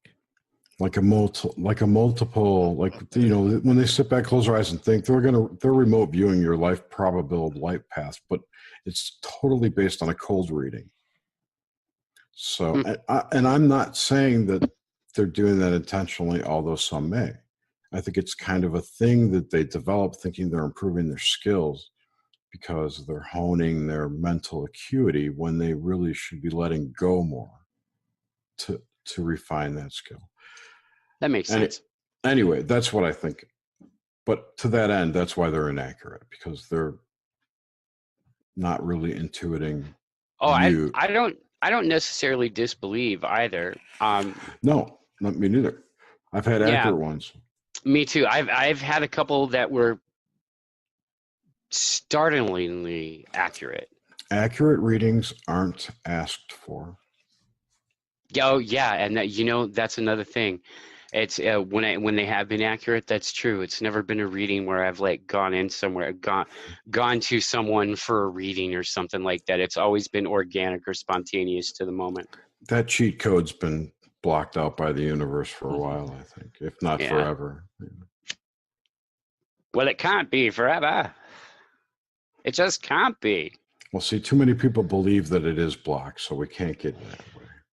Oh, that's like that ridiculous belief that has been drilled into people, this stupidity that if you do magic of any kind, oh, magic comes with a price, and oh, you can't do magic to benefit yourself, and oh, fuck off. Take your crap and go home. Put your shit in a backpack and take it away. Dude, you're so That's Luciferian. ridiculous. Everything is magic. Right. Yeah, right. exactly. Everything is magic. It is ridiculous to me. It's that thing about, oh, it's so dark, or oh, let's take it to a white light place. And fuck you. You know what? Magic is utterly neutral. It doesn't give a damn because it is like every other thing in nature. It has a natural cycle that it fits into, and it does not matter. It's like which a direction honey you badger. point it. Energetic honey badger, right? Yeah. Yeah, it's all about the person and all about the person doing it. It has nothing to do with magic itself. The only price you're going to pay for doing magic is whatever karma you create, because, cause and effect still take place. Though I would point out sometimes with magic, effect can happen before cause. Yep. Yeah, because it's quantum. Dude, that is exactly one of the totally cool quantum things that I think about when we do the remote viewing here. Is that it's the same thing, that you don't have to, you can do the remote viewing no matter if the podcast has been done for 2 years or it hasn't been done yet, and still get the same results. I think I know why remote viewing works too, or how it works. Because I've recently come to the realization that every particle is entangled with every other particle. Yep. And remote viewing is nothing more than tracing the threads between the particles of what you want to find in you. It's listening for that single voice in the choir. It's a relationship between one thing and another. Yep. Synchro. But your There's brain, another synchro. That doesn't count. Your brain does it automatically, like that's, or whatever. However you receive that information, you get that data connection taken care of for you. You don't have to think about it. You have to imagine what it looks like. It's a different input path to get the output. Yeah, I don't know what I'm talking about. You don't understand. It's not like think about a hot chick, right? And you're going to get a hot chick. You think about your number, it's going to show me pictures of fucking boxing gloves and Legos. Why is that? Because the imagery that you're looking at or imagining is tied to that outcome. Okay. Somehow. And my approach is, I'm no, not really. I don't think so. Okay. I think you're just trying to find common linguistic ground there. I think my approach is a little different because I'm not really trying to remote view or see anything, because in my mind, whatever's in the box is infinite, because inside that box, everything exists in a state of quantum uncertainty. So anything could be in the box. And I think it's an equally likely chance that whatever I get a, air quotes, hit off of is going to be in that box as anything else that might be in that box. So I figure either way, I'm either right or wrong. And whatever, it's possible that anything is in it. Well, anything that fits in the internal space, technically. There's no wrong. You may not have hits. Exactly. Yeah. Well, that's what I'm saying. So I guess my view is like, I'm not really trying to see what's in the box. I'm just trying for that part of myself to listen to that silent language of the universe. I'm trying to just let it listen for whatever could be in the box. Because everything that could be in the box is in the box. So everything, in a way, this is just a guessing game, Yeah, yeah. But so now here's the real question: with visualization is going a Neo on it. But is both of you cluing in on a glove and envisioning a glove, then influencing me in the past to choose to put a glove into that container? Nah, I don't think it works. Well, does it really matter? Because the past is somewhat illusionary anyway, since all of time happens only in the now. There's no way to say that that's not the way it works. We don't know the way it works. We don't know that we actually did that. Yeah. We cannot know. What are the chances that two of you would say glove? Whether it's because you're intuiting my thoughts through some things, whether you're remote viewing the package, like pick your poison and pick your magic. It's still amazing. Adam, because one of us. That's why. What I really think it is because one of us knew what was in the package, and you're broadcasting that information regardless. And plus, you encode. Maybe you're telling us. You encoded it into the target ID. You gave us a sigil which represented the thing inside that box. Yep. And through that, we traced its. We followed the threads of magic. To the box of goodies. This is what I love about doing it, because even calling it remote viewing is almost a misnomer. It doesn't matter how it's caused or what's doing it, because to try to narrow it down, that's science that we can't even do here. But it happened. Don't you got information that you shouldn't have. So how did that work? That's it. We need a control box. No, fuck the control box. You did can't the magic. have a you don't control. Even know how it works. All you need to know is that you did the magic. I don't need to know how electrons get through to make the light turn on. All I need electrons don't move. Dude, I don't know how I can do dowsing rods, but I do know that if you have a buried electrical line, I'll fucking find it. Yeah. Have you ever tried pendulum work? I have. Pendulums have not worked well for me. You have to find the right one. I'm the pendulum chooses you. Yes. Try hematite. Oh, dude, this sucks too. I was gonna say every time we go to the crystal store, I always look at pendulums to try to find one because I haven't found one yet. But the last time we went to the crystal store, I got angry. Like I got really fucking angry at the owner. I've been in there before, and she's followed me around thinking that I was stealing shit, and it was crazy. So what they did is they redid their numbers. They did a full inventory for the first time in years. They found out they had all this fucking missing merchandise. I used to be in loss prevention, so I understand how this works. Her first call is to contact the police department, get an idea of all the things that she should do. She's already got a security system. She's been recommended that everybody carry around a basket at all times. And so I go into the store, and I don't want to carry a basket. I don't want to, I'm touching things. I'm looking around. I had to carry a basket. An employee goes to hand me a basket. I'm like, okay, I put it down. Oh, sir, here's the basket. No, the owner wants you to carry it. I put it down. Somebody else. Then the owner comes in, starts making you carry a basket. I'm like, I'm getting fucking angry. I'm like, she's like, well, and she explained everything. The police said this. So we just want everybody to carry a basket. And I'm like, I'm in a fucking crystal store.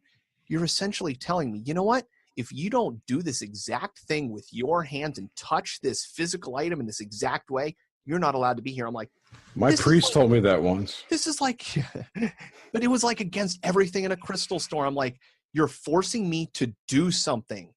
Like because of fucking like materialistic, I don't know, it made me so fucking angry. I refused to go back. I carried the basket upside down. I got angry. I said, I'm never fucking coming back here again. And I can't. And the things that's so shitty, like literally in like probably a 50 or 60 mile radius, it's the nicest crystal store by magnitudes. And I just can't fucking go back there. I was threatened with police action by a snowflake coffee store manager, a mermaidy coffee. Tell me. Oh, what'd you do? I don't know. Oh. She couldn't tell me. That's how bad it was. Like, wow. What? She told me I order coffee. I would go to this place every morning. I know almost everyone. I don't know what I said. Nothing. It wasn't like I said nothing that wasn't like safe for work, right?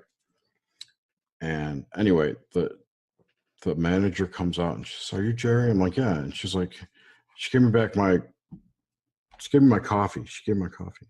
And then she explained that some of her employees are under 18 and that the only appropriate language I should have, the only communication I should have is yes, no, please, or thank you.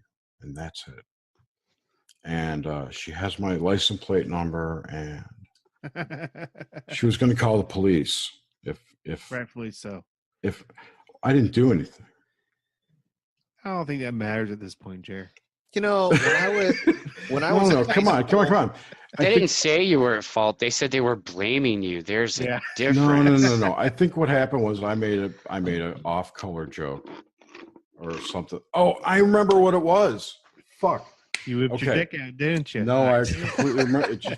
Okay, so okay, well maybe there's when I have stars on my Starbucks card, you know, because you get so many points and then you get a star, which gives you a free drink. When I have more than 2 stars, I always buy a drink for someone behind me. It's like, you know, pass it on or whatever. And I call that a Starbucks reach around. It's an accurate description, if you ask me. That's fucking hilarious. Dude. And I said that to this chick who took my money. Fuck that manager. You have to know what a reach around is to begin with. It's not like you can just intuit what that means. I don't care. She can't call the cops on me. She's not the fucking word police. I can say whatever the fuck I want. If she doesn't want kids hearing the word reach around, which implies something that child probably had no idea what. I didn't know she was a child. She's probably like 17. Well, if she knows what a reach around is at 17 And enough why to is a kid define it, I mean, come on. How is a 17-year-old Crazy. working at 11 in the afternoon, 11 in the morning?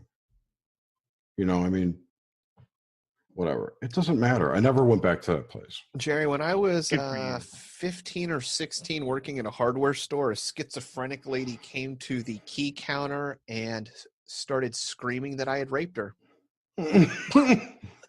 Prove it, that bitch. Was an incredibly traumatizing event. I'm like, I am being accused of rape while I'm making keys. I had a traumatizing event once. Just once? When I was in college. Yeah, just once, really. Before I went to college, I sold my Epson MX80. I'm sorry, I'm old. To this person I knew, a friend. What's an MX80? It's a dot matrix printer. It was an 8 by. Well, fuck, I know what that is. I used to have one of those. It was like the first. I wish I still had mine. This, yeah. Well, this had was, the old you could actually 8300 or whatever the fuck it was. The MX80 was like the very first printer that worked with the TRS-80s. So everyone had them. It had a big Amphenol. I remember those. Those hunky parallel connectors. God. Yeah. Yeah. Anyway, I'd sold it to a friend of mine. I don't remember how we met, but I met this dude who lived south of me. I forget his name even, but I sold him my printer for, I don't know, $80, $50. I don't remember how much it was. And I went off to school, and he shows up at my fucking dorm with 2 other guys, all pissed off that I broke into his house and stole back the shit that I sold to him. Why would you do that for? I didn't. Then why would they come to your And door? they're like, they dragged, nobody would help me. They dragged me into the shower in the dorm, and he's like, you know, like fake, almost gonna punch me, like, where's my shit? And I'm like, I don't know what you're talking about. And then they left. When they realized that your shit wasn't there, and yeah, they got robbed. It wasn't me. That's crazy. I know. I just totally forgot about that till just now. That was very traumatizing. I left school because of that. Did you really? Yeah, now that I think about it. Damn. Well, I went and hid out at my girlfriend, who became my wife, in her dorm room, because she was alone in a double. Nice. But for like a week, and she's like, "You got to go." I'm like, "Fuck!" So I just went home, and I had gotten kicked out of school too, because I didn't sign up for any classes. So they changed the locks on my dorm room. I had to get all my shit. It sucked. It was bad. I wasn't prepared for college, dude. College fucking sucks. I washed out of community college. I'm even like, you're 12 legs above me. I know, but my thing was that by the time I was in college, I was already programming professionally for a consulting firm. And now they wanted me to wait 2 years till I could touch a mainframe and learn how to program on cards. Are you fucking kidding me? Heading off, What's that? Justin. Oh, okay. This is my cue. It's 2:22, and that's his cue. It's the sad Hulk. It's the Hulk. Music. It's the Hulk music. Yeah. I saw an episode of that on the TV in Gainesville. It was the one where he's with the reporter and they have the plane crash and doesn't know that Banner's Banner because he's got that mask on, the white mask the whole time. It's like Return to Hulk Mountain or something. I forget what it's called. Return to Hulk Mountain. I don't remember. I think we just found the name of the episode. I'm writing it down. It's done. Fantastic. Oh, good night, Mr. Banner. Don't forget to be angry. Oh my God. Well, gentlemen, on that note, I appreciate you letting me join you. It's your show. Thank you for letting us join you. You know, Absolutely. It was a pleasure. Yeah. Well, thanks for joining me.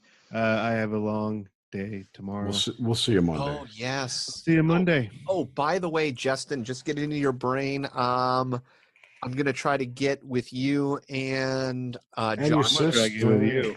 That's right. Deborah. Do you have a sister named Deborah? Deborah. Afraid not. That would be hilarious. Then you could the song Deborah would apply. No. I want to get with you and your sister.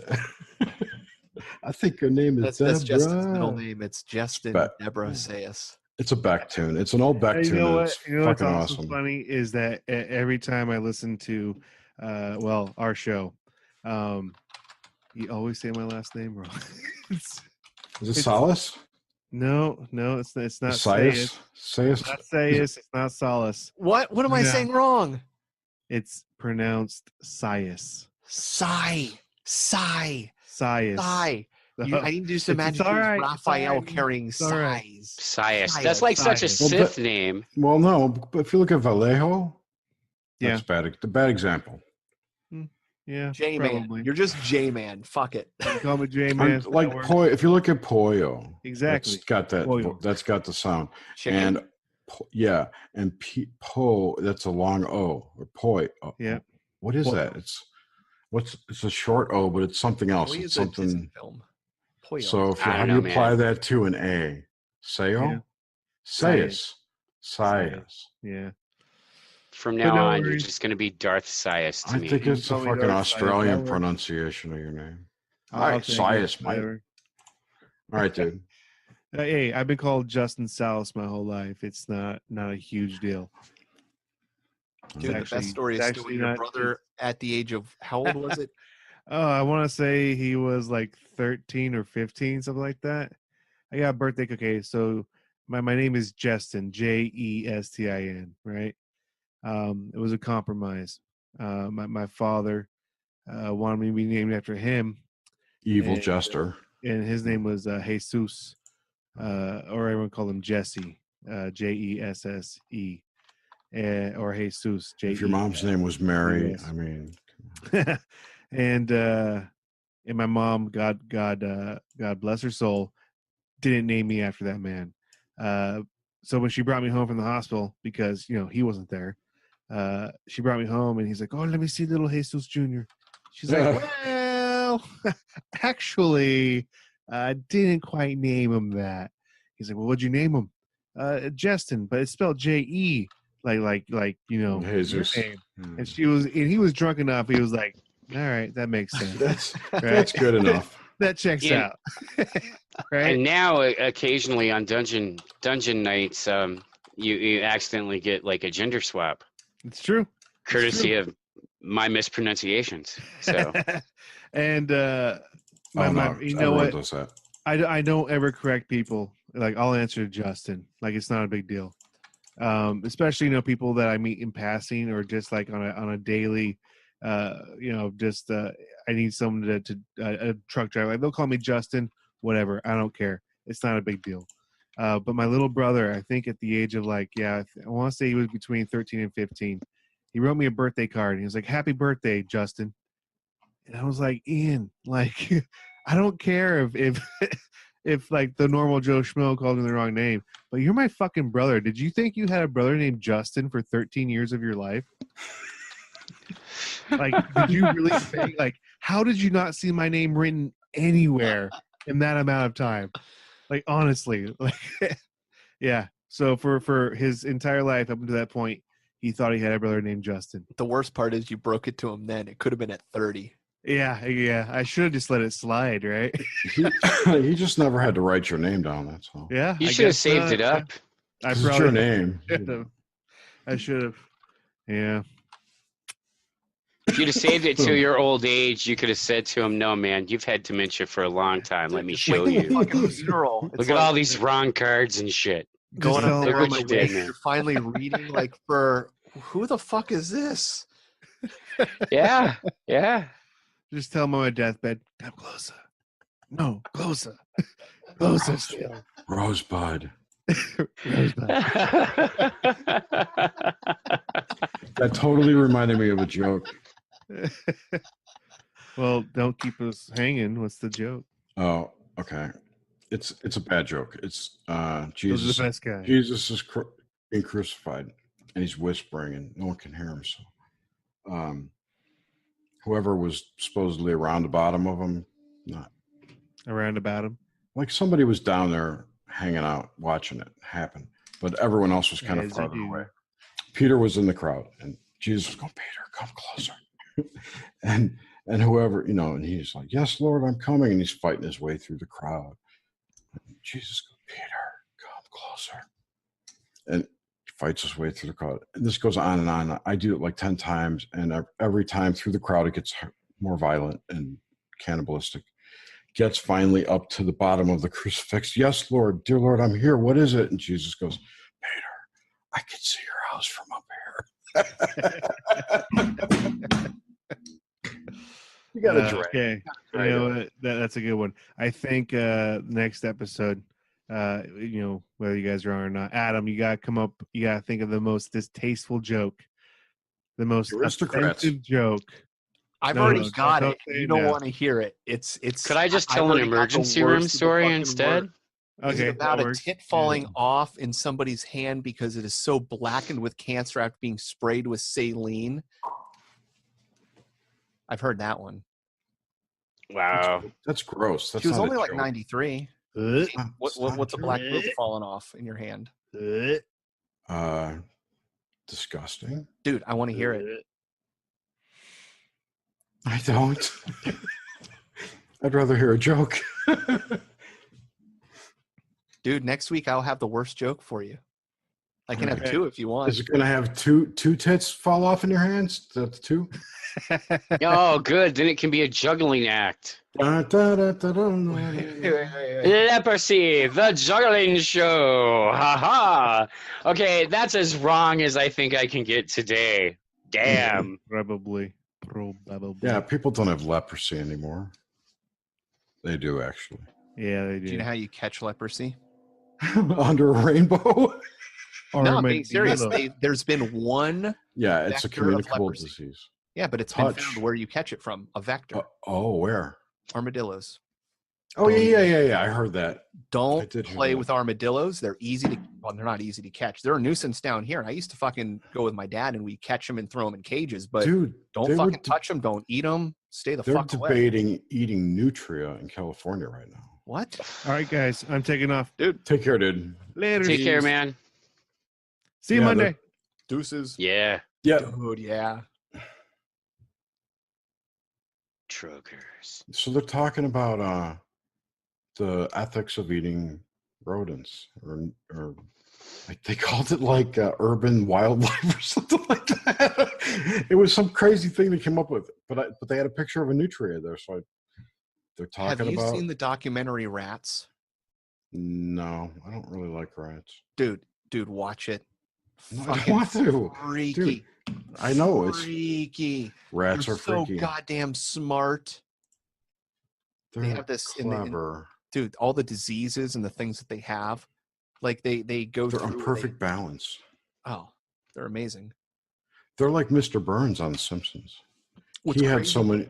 He had every disease known to man, but they were all in perfect harmony. That's Kept him right. alive. Perfectly keep. Yeah, he was in balance. Oh, that's the secret of immortality. Yes. Catch them all. You got to be a Pokemon master.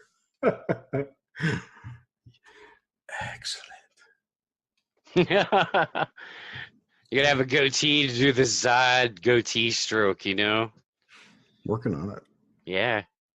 Gotta have some evil happening. A little mirror universe action going on. Yeah.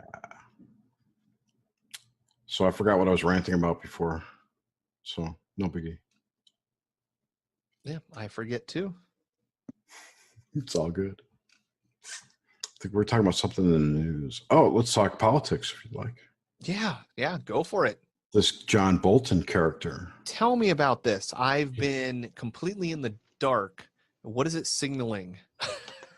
Because as far as I saw, everything I seemed to see was like the downfall of Trump. There's two things that happened. Last week, Trump hired judge or lawyer Joe DeGenova is his name.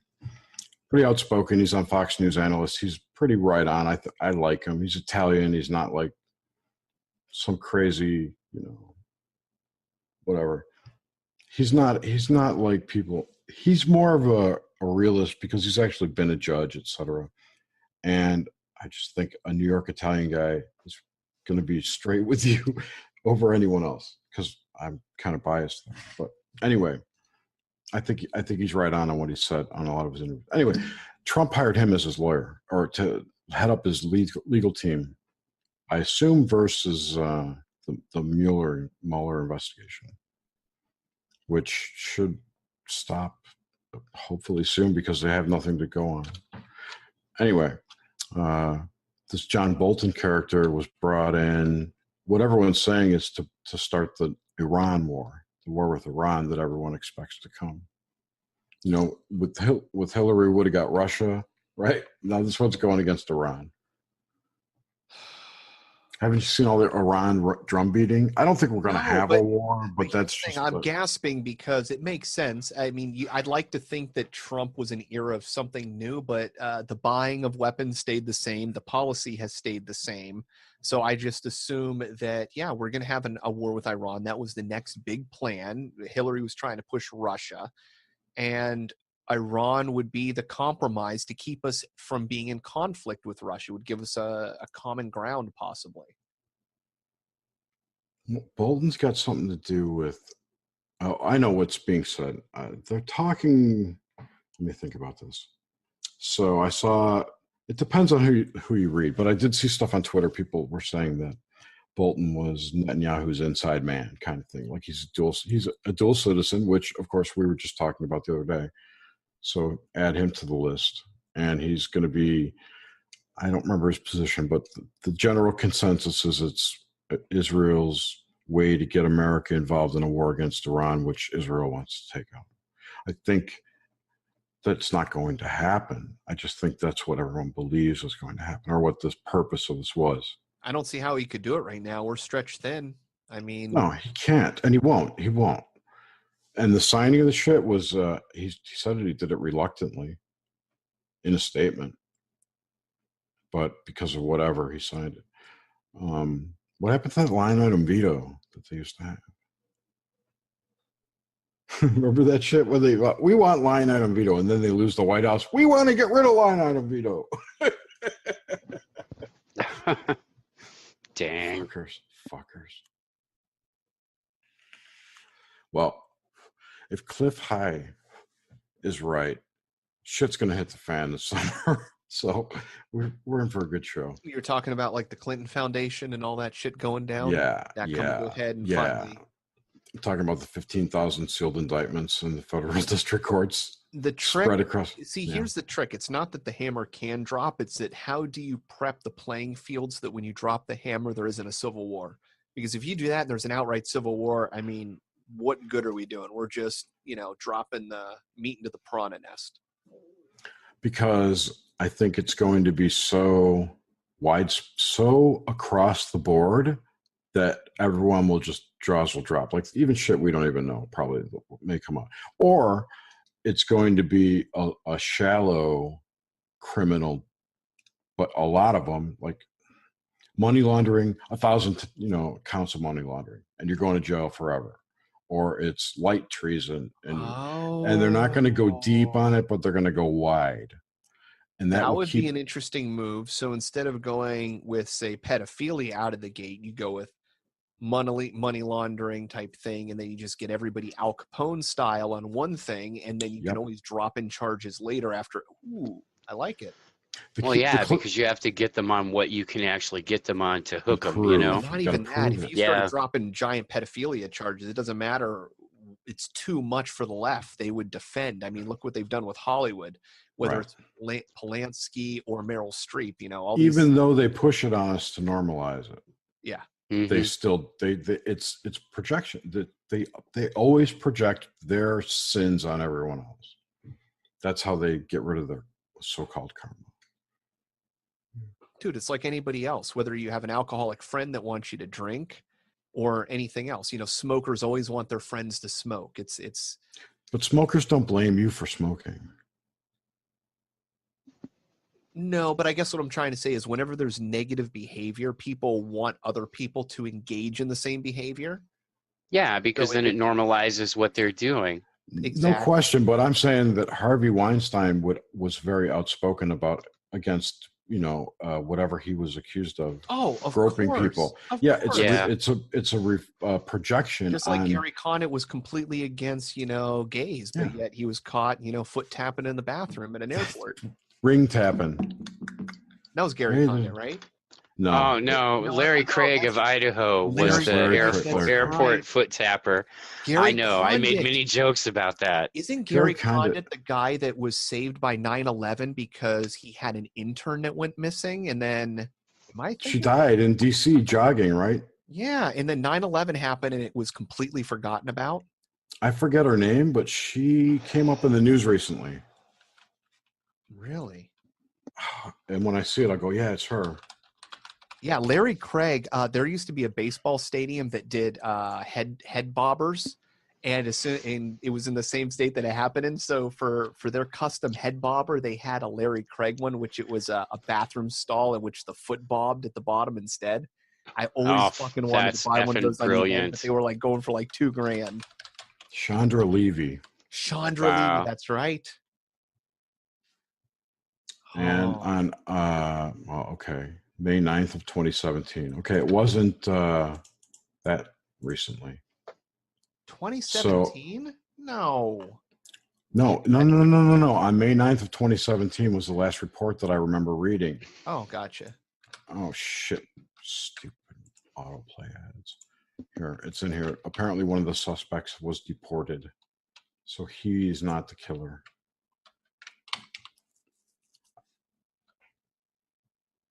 So, I mean, it's still in the news. It's still relevant. Not really.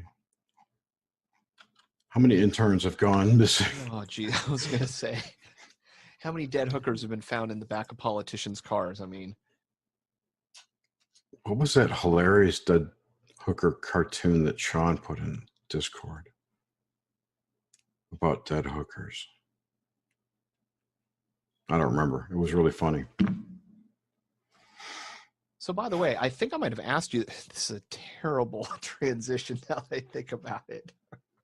Oh, were we done with? Wait a minute. So Trump. No. Oh, Trump may be playing 5D chess. Of course, everyone says, but he's starting to look more and more like another faction of the unspeakable word. The way that I look at Trump is, okay, so what could be powerful enough to take out the deep state? What other faction is pushing him? It's not just some dude. The deep state isn't that big. That's the thing. People think it's huge. It's not. It's less than 100 people, I bet. At the top. At the top. Well organized. And here's how you take them down. You cut off their money supply. And that's what I thought. That's what I thought was going on in Saudi Arabia, because all the Yeah, that was a big one. Supporters of you know who, of the flower pickers, you know, that whole thing was cut off and confiscated. And he was released looking mighty mind controlled and mighty skinny. Like he was starved for 8 weeks. Who are you Did you talking see? about? Oh, Bin Talal.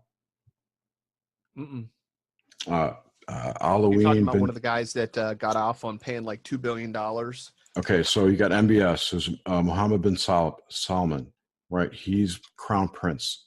His father made him leader and gave him the crown. His brother or half brother is Alawid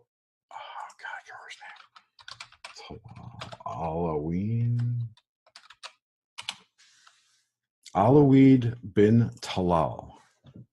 He is a very outspoken supporter of the Democrats. He is a partial owner of Twitter, Facebook, a few things like that. He owns so he just lost a shit ton of money. 55 or 60% of the Four Seasons Hotel, which is really the top 4 floors of the Mandalay Bay Hotel, by the way. That's a nice little, yeah, I see your connection. Nice one. Okay, so, and he funded Obama's college education personally. Documented. So. Damn. That's amazing. That's great. He's not good in my eyes, you know, and if he's funding stuff like Soros too. Soros is not the top guy. He's just a puppet. This guy's behind it all. And then he got arrested in last November. And I'm not saying that, you know, there were weird stories coming out about that too. That I heard that it was the president of Lebanon, I believe, who claimed that Blackwater was torturing or interrogating, I forget which word he used, the prisoners, the crown. Oh, so in November last year, the Crown Prince MBS, the new guy, basically rounded up his brothers and shit. And then there was a Crown Prince who died in a helicopter crash. That was kind of interesting. Oh, that's right. Yeah, that was really interesting. Mm-hmm. All at the same time, but I forgot how many people got rounded up, but the government confiscated all their money. Okay. So you got this guy, Bin Talal Alawid, who is filthy fucking rich. I forget what his net worth is, but he's not number one, but he's up there, you know, billionaire type of dude. Broke. They put all these people into like a Hilton Inn, or it was a fancy hotel in Saudi Arabia for like 6 weeks. That was their prison, was this hotel. It was crazy.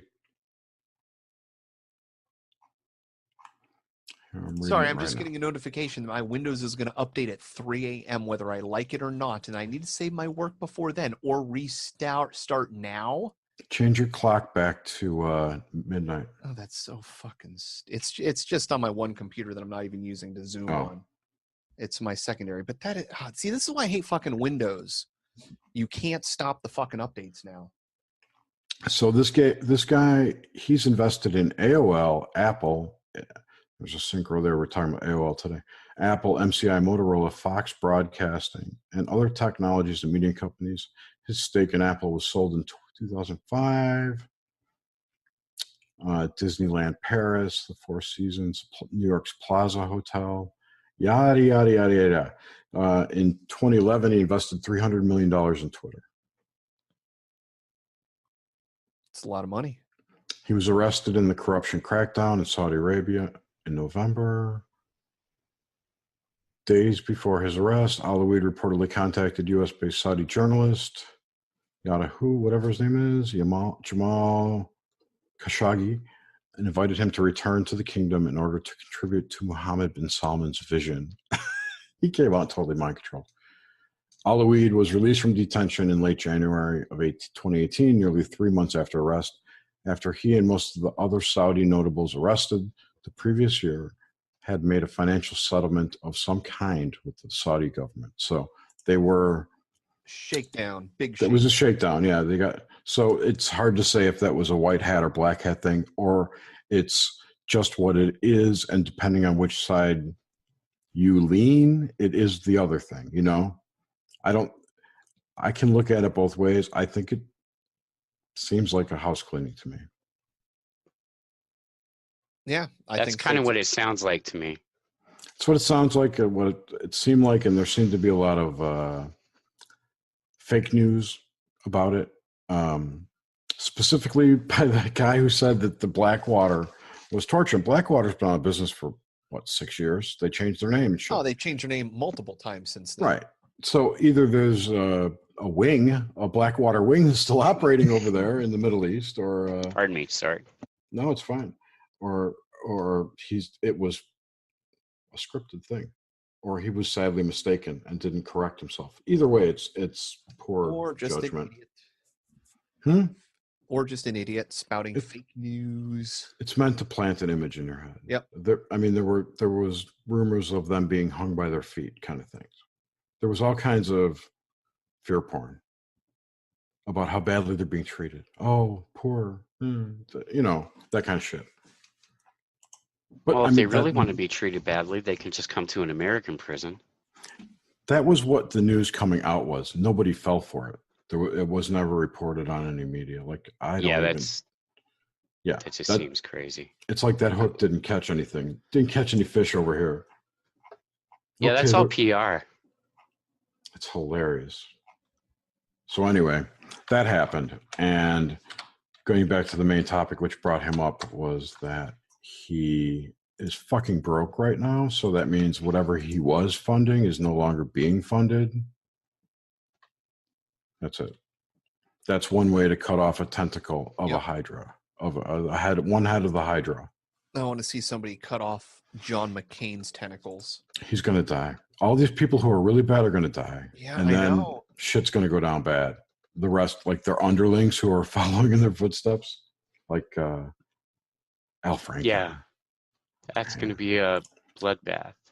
Who's going to get, what's her name? Not Feinstein, the other one. Is it Feinstein?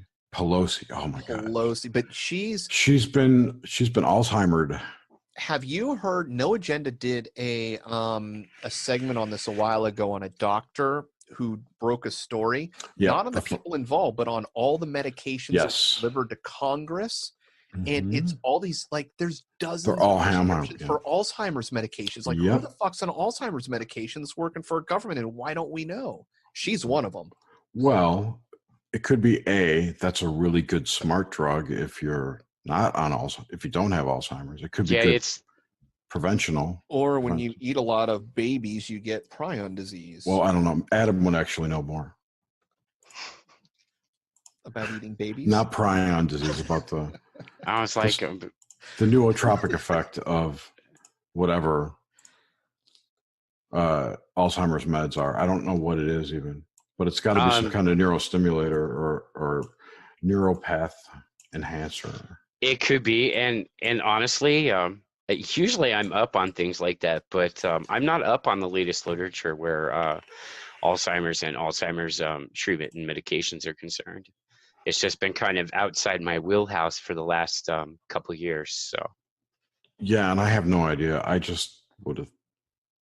I don't know. I haven't followed it. I didn't think they had it cured. I know they don't have it cured. I know they could stay it off. So it's not an important thing unless there's something that rebuilds. I don't know what it is.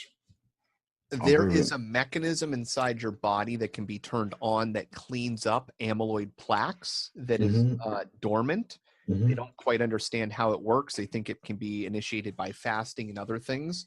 That certainly doesn't account for prion disease. That is misfolding protein that your body is not equipped to fight in the long term. But I don't know if I mentioned it before, there's a radio lab in which they did this study with Alzheimer's. They decided to essentially, when you suffer from Alzheimer's, there's a frequency of your brain that gets suppressed. I think it's called the gamma wave. And it becomes lower and lower and lower, and your symptoms get worse and worse. So they said, instead of trying to do anything about Alzheimer's, why don't we just figure out a way to boost up the signal in a person? Put headphones on again. So what they first did is they took and drilled into a rat's brain, and they modified a brain cell so that could be optically stimulated, exactly. So you could shine a light in there and pulse it, and then they would go to the gamma wave, and they eventually got the entire brain to go back into the gamma wave. And when they did this, they turned on this mechanism inside the brain that went through and started cleaning out the amyloid plaques. And a really amazing process. But you had to have this, optical thing going into the brain. They ended up revising the process to the point where they didn't use a thing going into the brain, but it was just light frequency being emitted through your eyes. But this was all in rats, of course. And they found that using once a day for a specified period of hours at this certain frequency of light, that you could turn on a mechanism inside the brains of rats that would cause them to start cleaning out and clearing out amyloid plaques within their own brains, which is amazing. One, because you're taking frequency and you're using this to cause amyloid plaques to get cleared up. B, look at all the different frequencies of light we're looking at. What detrimental effects could those be having that we don't understand? And then C, the coolest part about this, the study, what they found is when they took the rats that had Alzheimer's, essentially what they did is they put them in a container that had a textured bottom, and they would administer an electric shock. And then they would put them into the container weeks later, and they would see if they remembered what had happened. And they couldn't remember what had happened. But after, so in other words, they put them in a container, they do the shocks, they'd go back into the container, they wouldn't remember. Then they would reverse their condition. They'd put them back into the container, and they remembered exactly what happened, that they had been trained when they had the Alzheimer's. And the idea here is that even if you have Alzheimer's, your memories of everything that's happening inside your body while you're going on and going through that, they're not still there. They're still just there. Lost the wires connecting them. Exactly. They're still there to be unlocked. And then you start going, holy fucking shit. You could reverse an Alzheimer's patient overnight to the person they were before, possibly. And then I go, well, holy fuck. I mean, we're looking at screens flicker. I mean, I see LED. Right. I was just going to add to your high list pressure there. sodiums flicker. I see fluorescent lights flicker. Everything flickers. Yep. What's that doing to our brains? Well, it's been weaponized for a long time, probably since the 50s. It's been it probably was built into television on purpose for that purpose. As soon as 60 hertz, that's where it comes up with. I mean, because that is the frequency at flash you're getting with everything. Not in the UK. Not in the UK. And that's why you see a difference in television. It's a distinctly different view for watching broadcast. It's shitty. It's not that good. I mean, it doesn't look as good as American television. But everything's digital now. It doesn't really matter. I was going to say, here's the weird thing about that, too. And I've heard it described both ways. And I'd like to agree with you. But I've also heard it described as it's one of those, you get so used to it, looking at it in one way, that when you switch, it's completely and noticeably different because it's got a whole different flavor to it. It's like, why did it fucking fail when they were doing like 60 frames per second in this new high resolution and everybody said it looked like dog shit? No, it didn't. It looked amazing, but it's the same reason I can't watch new television shows, because they purposely shake the camera. It makes me nauseous. Oh my God, I hate that. Meanwhile, all the kids are so growing up on YouTube that they're fine with it and it doesn't bother them. Let me tell you this too. I don't think that the cameraman is moving that shit around to film it. I think it's an After Effects plugin that does that. Maybe that's possible.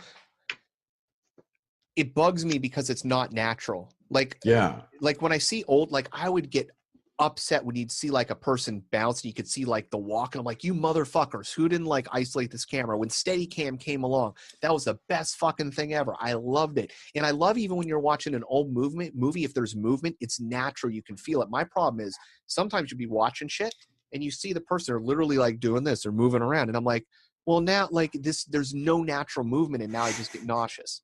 Like literally, like Modern Family, I can't fucking watch 10 seconds of it. It's a shame because it's a fucking funny show. It's like the only fucking thing that's on TV that's funny nowadays. Swap cameras so I don't have to look at the back of your head. Oh, here, yeah, let me do that. Thanks. I mean, you're talking that computer now. You're talking the other way. Now he's gone. Wait, Justin's back. Oh, he left his other thing. I don't know what he's doing. I can't kick him. I don't think I he's only see there. 3 people in here. Okay, I still see a 4th one. Whatever. Dead people. I see dead participants. Oh no. Peter Griffin's got a mustache. Oh no. Oh no. Oh God. I hate to admit it, but I love Family Guy. I like Greased Up Deaf Guy. He was my favorite. Greased Up Deaf Guy is the bomb. You can't catch me. Can you get me? Oh my. See you next year. That reminds me of Marley Matlin's in The Magicians. Yeah. Yeah, it turns out she's She's dead. the head librarian's daughter. Yeah, that was interesting. Well, that sounds hot. Yeah, that was kind of interesting. No way hot. No, it's not hot. It's like messed up, dysfunctional stuff. The show is great. Is it? Yeah, I'm a huge Jerry O'Connell fan, and I follow him on Twitter, so he's always talking about it because he directs it. His wife's in it, and his wife's in it. Pretty sure his wife's in it. Different. She's in The Librarians. That's a Librarians. Lame ass show on TBS. Dude, you said librarian. I just connected them. No, in the show, in the magicians live on Earth, which is a realm in this multiverse, in a multiverse, and there's a nexus, a center point, which is called the Netherlands, I think. It's part of Netherlands, the Netherlands, part of the underworld, and that entire area has a library that's eternal, and it has a book on everybody. Like everyone's got a book that tells your life story. It's like basically the Akashic record. Sorry. Yeah. No. Sorry, I didn't mean to. I interrupted you. No, I interrupted you then. But yeah, it's like basically a physical Akashic library. And It's like. Sorry, I did it again. Go do it. Say it. Say it. I was just going to say, seriously, in big nerd terms, it's like if Brainiac had staff and had to keep everything written down, it would be this place. When you said Brainiac had staff, I thought you meant like an infection. No. Where is this going? But this library is like huge. Oh, a nighttime on Venus, a lifetime on Mercury. Ha ha. And everyone who works there is dead. Or in a state of suspended animation of some sort. Or it's unclear. But time doesn't pass the same way there. That's what she said, yeah. Thanks. Yeah. Which means they're whatever. Anyway, one of the characters dies sneaking into a room that he shouldn't have snuck into. And that hilarity ensues. Not really. But there's a twist in this episode regarding Penny. Shh. I haven't watched it yet. I'm going to watch it when we finish up. Okay. What, Adam? I said she gets tarnished. He gets tarnished. It's a he. He named Penny? Yeah. It's a tall, sexy Indian dude. Yeah. Thank you very much. I was introduced to Penny through Pee Wee Herman. He's like, oh yeah, Penny and Cherry. One of the best claymations ever. Was it Penny? Oh gosh, yeah. Cherry, and there was another one. I forgot what it was. Before my first kid was born, before Cassandra was born, Catherine, my wife, bought the whole Pee Wee Herman show on videotape. Wow. Like the whole, you could buy it. Was available for like $60. It wasn't a lot of money. Damn. It was every episode on videotape. Dude, that's fucking amazing. Yeah, it was a great deal. I forget where she got it, but she worth it for like just the cassettes itself to record over.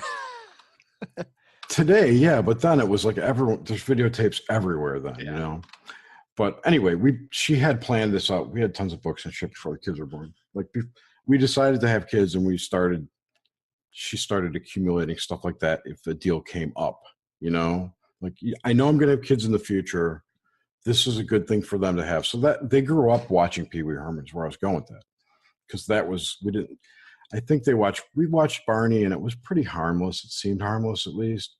So we let them watch that. Dude, I heard a horror story about a guy who I forget what disorder he had, but he was put into a catatonic state in which he hated Barney, could not stand it. He could not communicate to the outside world, but at the same time, it was one of the few things that he reacted to. So at the same time as which it was one of the few things that he got a connection to the outside world with, he was also parked in front of it for hours and hours and hours on end, forced to watch, like true fucking torture for this guy. Wow, Imagine. that could push you over the edge. That sounds a lot like two stories that I've read. One was a movie, like, I forget the name of Danny DeVito was in it and played some kind of dinosaur character, but he hated it and it was all angsty. Oh, that's a great movie, Death to Smoochie. Really good. It's got isn't that kind of similar story? One of my favorite. Maybe it's been a long time since I've seen it. The other ones, I think it's an Ira Levin book called Magic, believe it or not, and it's about a ventriloquist who is haunted by. I don't know what you call it. His dummy talks to him and controls him. He's afraid of I've seen that. He's afraid of his dummy. So he's projected his evil twin into this dummy and it kills him. This controlling thing, it doesn't physically kill him, but it causes him to die because it's a twisted psychological thriller. I enjoyed the book. The movie sucked. Did you guys ever read Goosebumps? No. We're too old. No. Okay. This reminded me of Night of the Living Dummy. Here's the cast of that show. If I could find a decent picture of them all. Which one's this? Magicians? The ones are the Magicians. It's on Sci-Fi on Wednesday nights. Here's a good picture. Is it in the same flavor as like Warehouse? No. Fuck is it's it? It's 13. No. That was kind of a poorly scripted show. In my opinion. This is it was halfway there. Yeah. Yeah. The story was good. The effects sucked, and the dialogue was horrible. Besides that, I liked it. This show's got good dialogue. The characters have evolved over 3 seasons quite a bit. Penny looks like a douche. Penny, he is. He is, but he becomes like one of the things about the show that's good, like Jerry said, is they have some very genuine character evolution and flaws. And it's all very, very story driven. Can I be honest though? Looking at this picture, it looks like they're trying to recreate Buffy. Like I literally see Buffy. But it's in a college atmosphere. It's very adult. There's lots of cussing and sex. Yeah, pretty much. And drugs and drinking. The dean is an alcoholic, blind black guy and at this point in the storyline, magic has disappeared from the land. So he's worthless. So he's just sunk into this depression and alcohol. It's very funny. He provides the comic relief now when they have a problem. They go to him and he's like, "Oh, it doesn't fucking matter. I'm a drunk ass motherfucker." Literally, that's what he says. They swear. They talk shit to each other. It's a really good show. And interestingly enough, they cover some of the same philosophical ground as our conversations. Yes, believe it or not. In many episodes. So I think it is something you would enjoy. I'll have to check it out. Have And to add it to my list. There's 2. The first 2 seasons are on Netflix. Watch them quick because they're probably going to go away eventually. Oh, you know what? Yeah, that's. Each season's only 13 episodes. It's 42 minutes per, so it's not that long. And there's 11 episodes of season 3 in a special place on the internet just for you. Oh, cool. Perfect. By the power of Plex. When I get a chance. I so want to go back and watch First Wave. Yeah. You have no idea how bad I want to pull audio from that. Never heard of it. So fucking bad. Yeah, that's the Nostradamus. I told you about it. Maybe. Yeah. Oh, that show that only had 1 season? 2 seasons, I think. 2 seasons, and it really deserved a third one. That show Threshold was pretty interesting. Threshold was good too. Well, the first season was really good. First Wave is about a guy named oh fuck, why can't I think of his name now? I'll think of it. He gets framed for murder, and it's done by these aliens. So he's on the run. He meets up with this nerdy guy, internet type of guy, and they have determined that there are these aliens that are in the first wave of taking over the planet out of 3 waves. Maybe it's 4 waves or something. I don't know.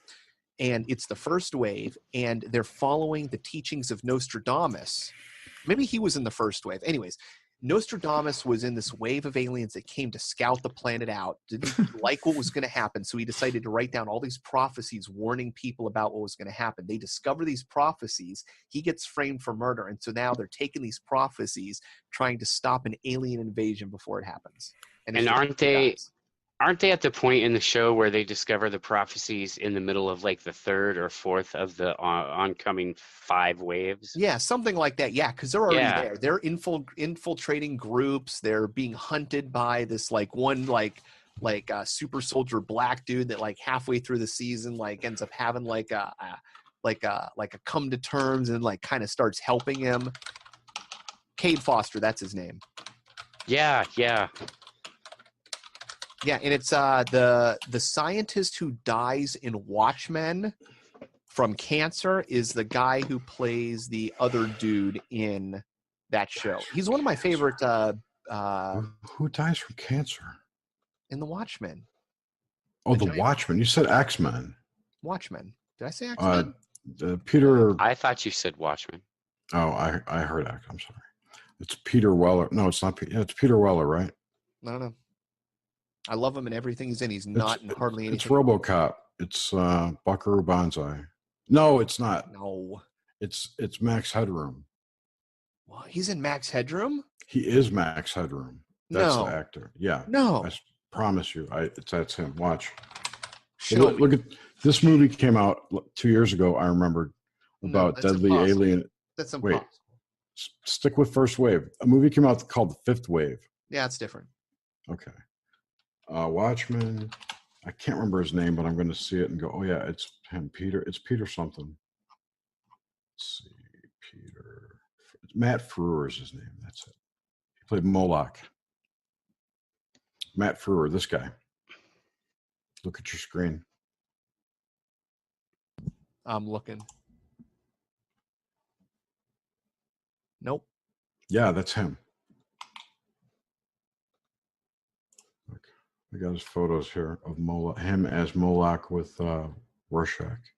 I saw it. Where'd it go? Shit.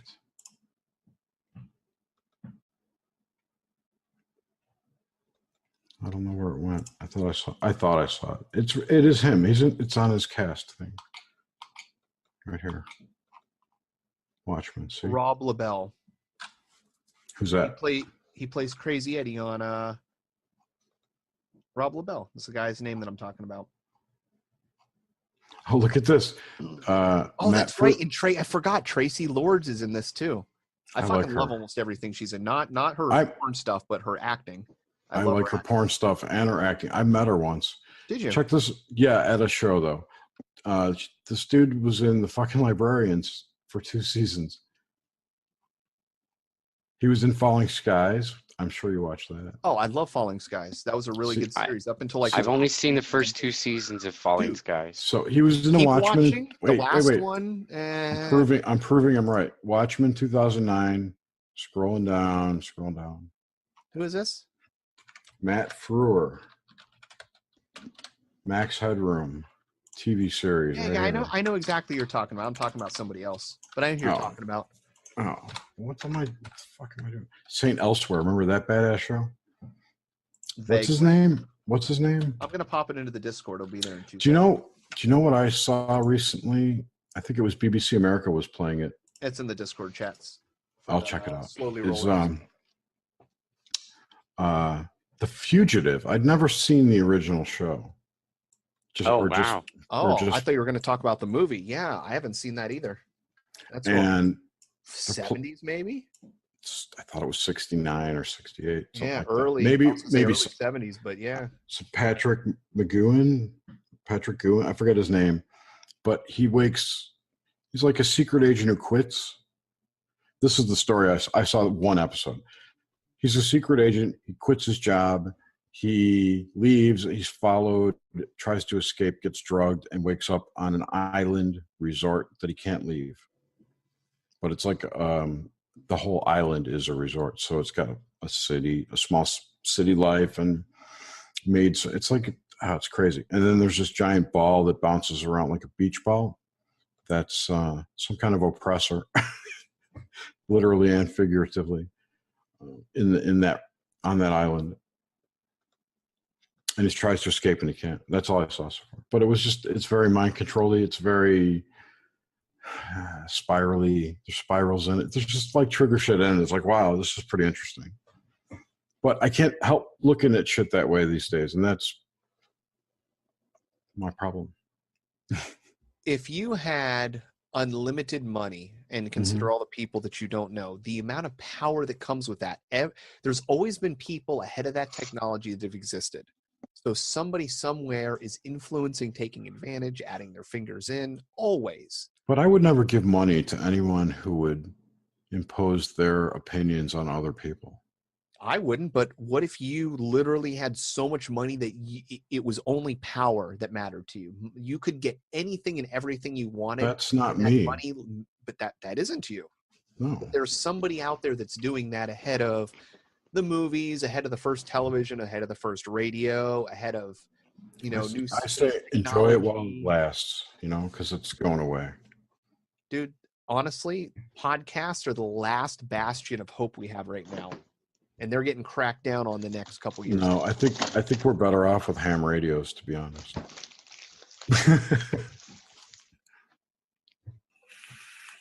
We should all get ham radios. The problem with the ham radio, that would be fun. Bad is you can locate the broadcast signal. Who cares? We can still talk at night when shit goes sour. That's true. So here, check this out. I found a librarian clip for you. You can watch the old librarian who's dead or whatever. This is a clip from when Marlee Matlin, whose name is Harriet, it's like her flashback of her life. One of them, yeah. And it's all silent. There's no music or anything, and it's all sign language, so you're not missing anything.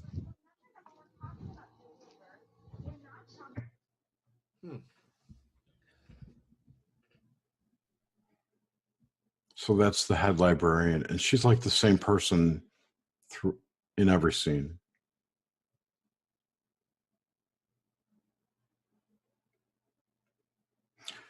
I'll give you the link. You don't have to watch it on here. It's better to watch live. Anyway, then she comes back. It's like 3 stages. She comes back as a teenager. She wanted to, oh, that's not there. Where is it? Oh, her mom was telling her she couldn't read books because they're not safe.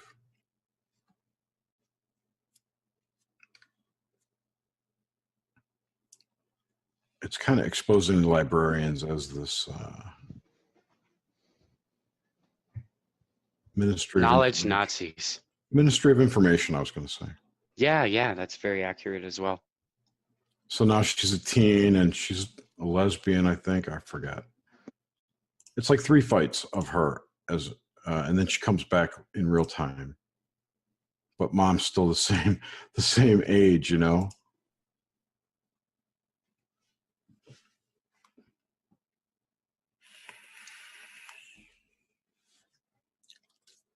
That's actually one of the things I'm really excited about the internet, discovering Jerry.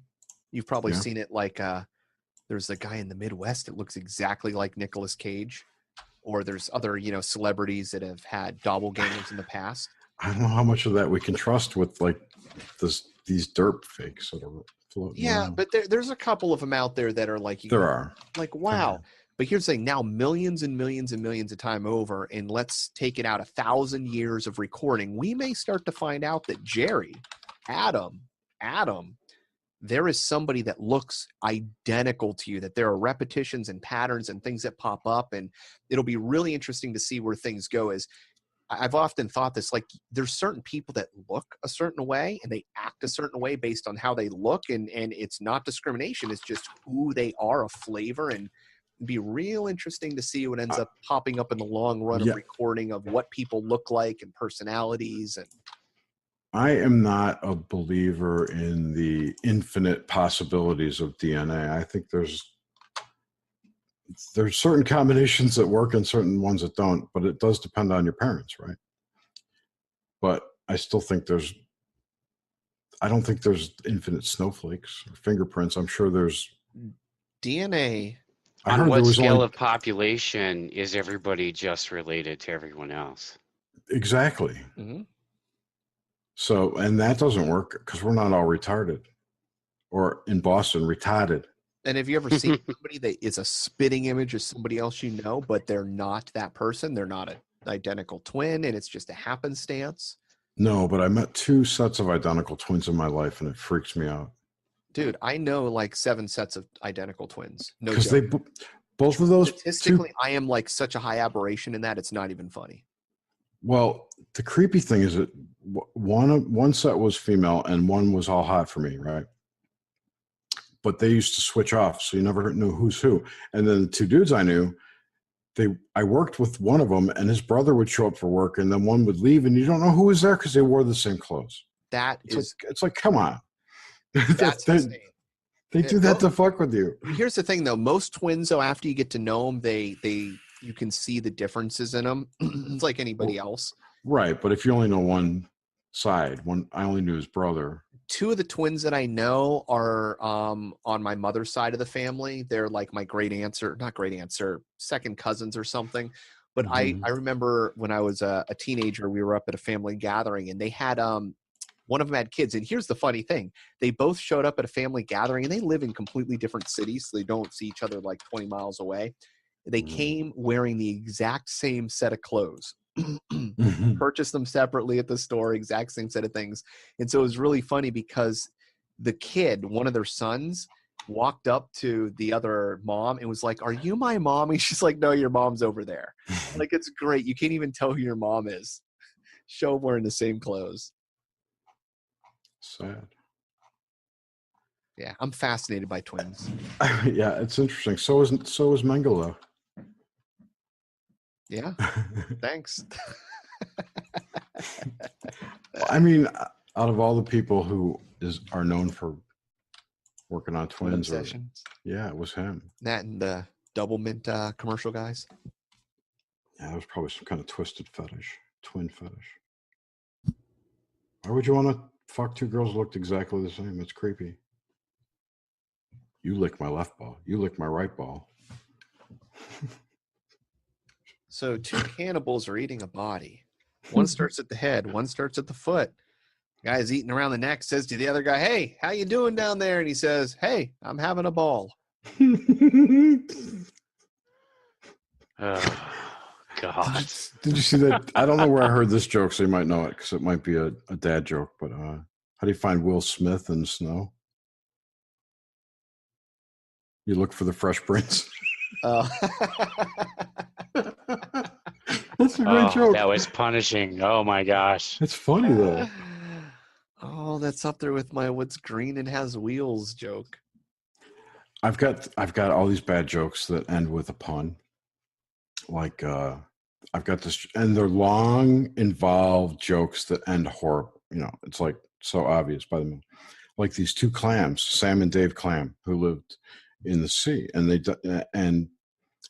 and Sam died, and Dave was heartbroken because they loved each other. And when Dave died, finally went to heaven, he asked St. Peter, "I want to see Sam. Where is he?" He goes, "Oh, he went to hell."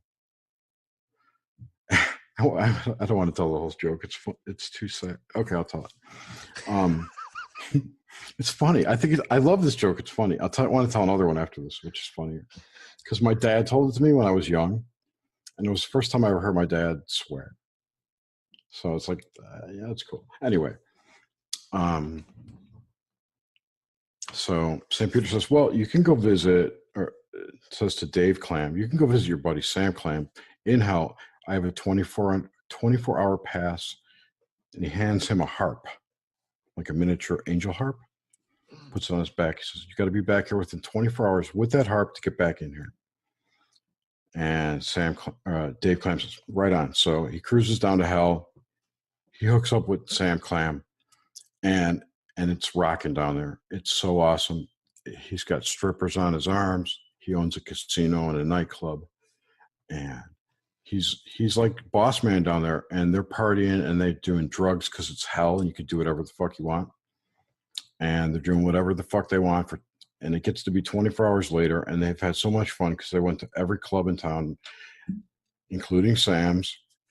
And he's like, oh, fuck, I got to go. And he scoots back to heaven, right, to the gates.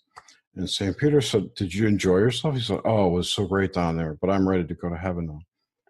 And St. Peter says, Dave Clam, where's your harp? He goes, fuck, I left my harp at Sam Clam's disco. That's it, dude. That's the joke.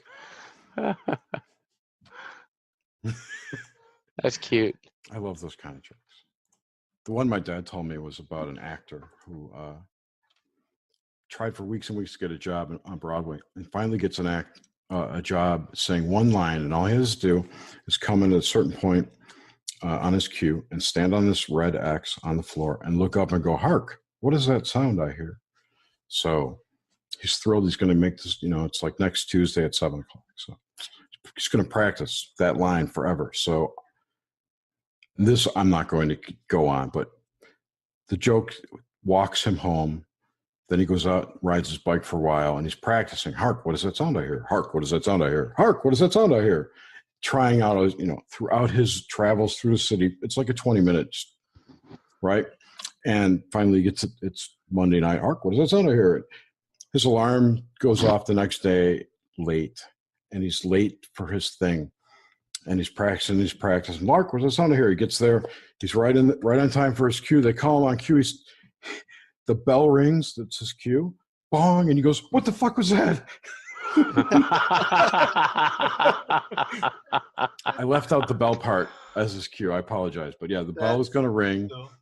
Yeah, right. Wow.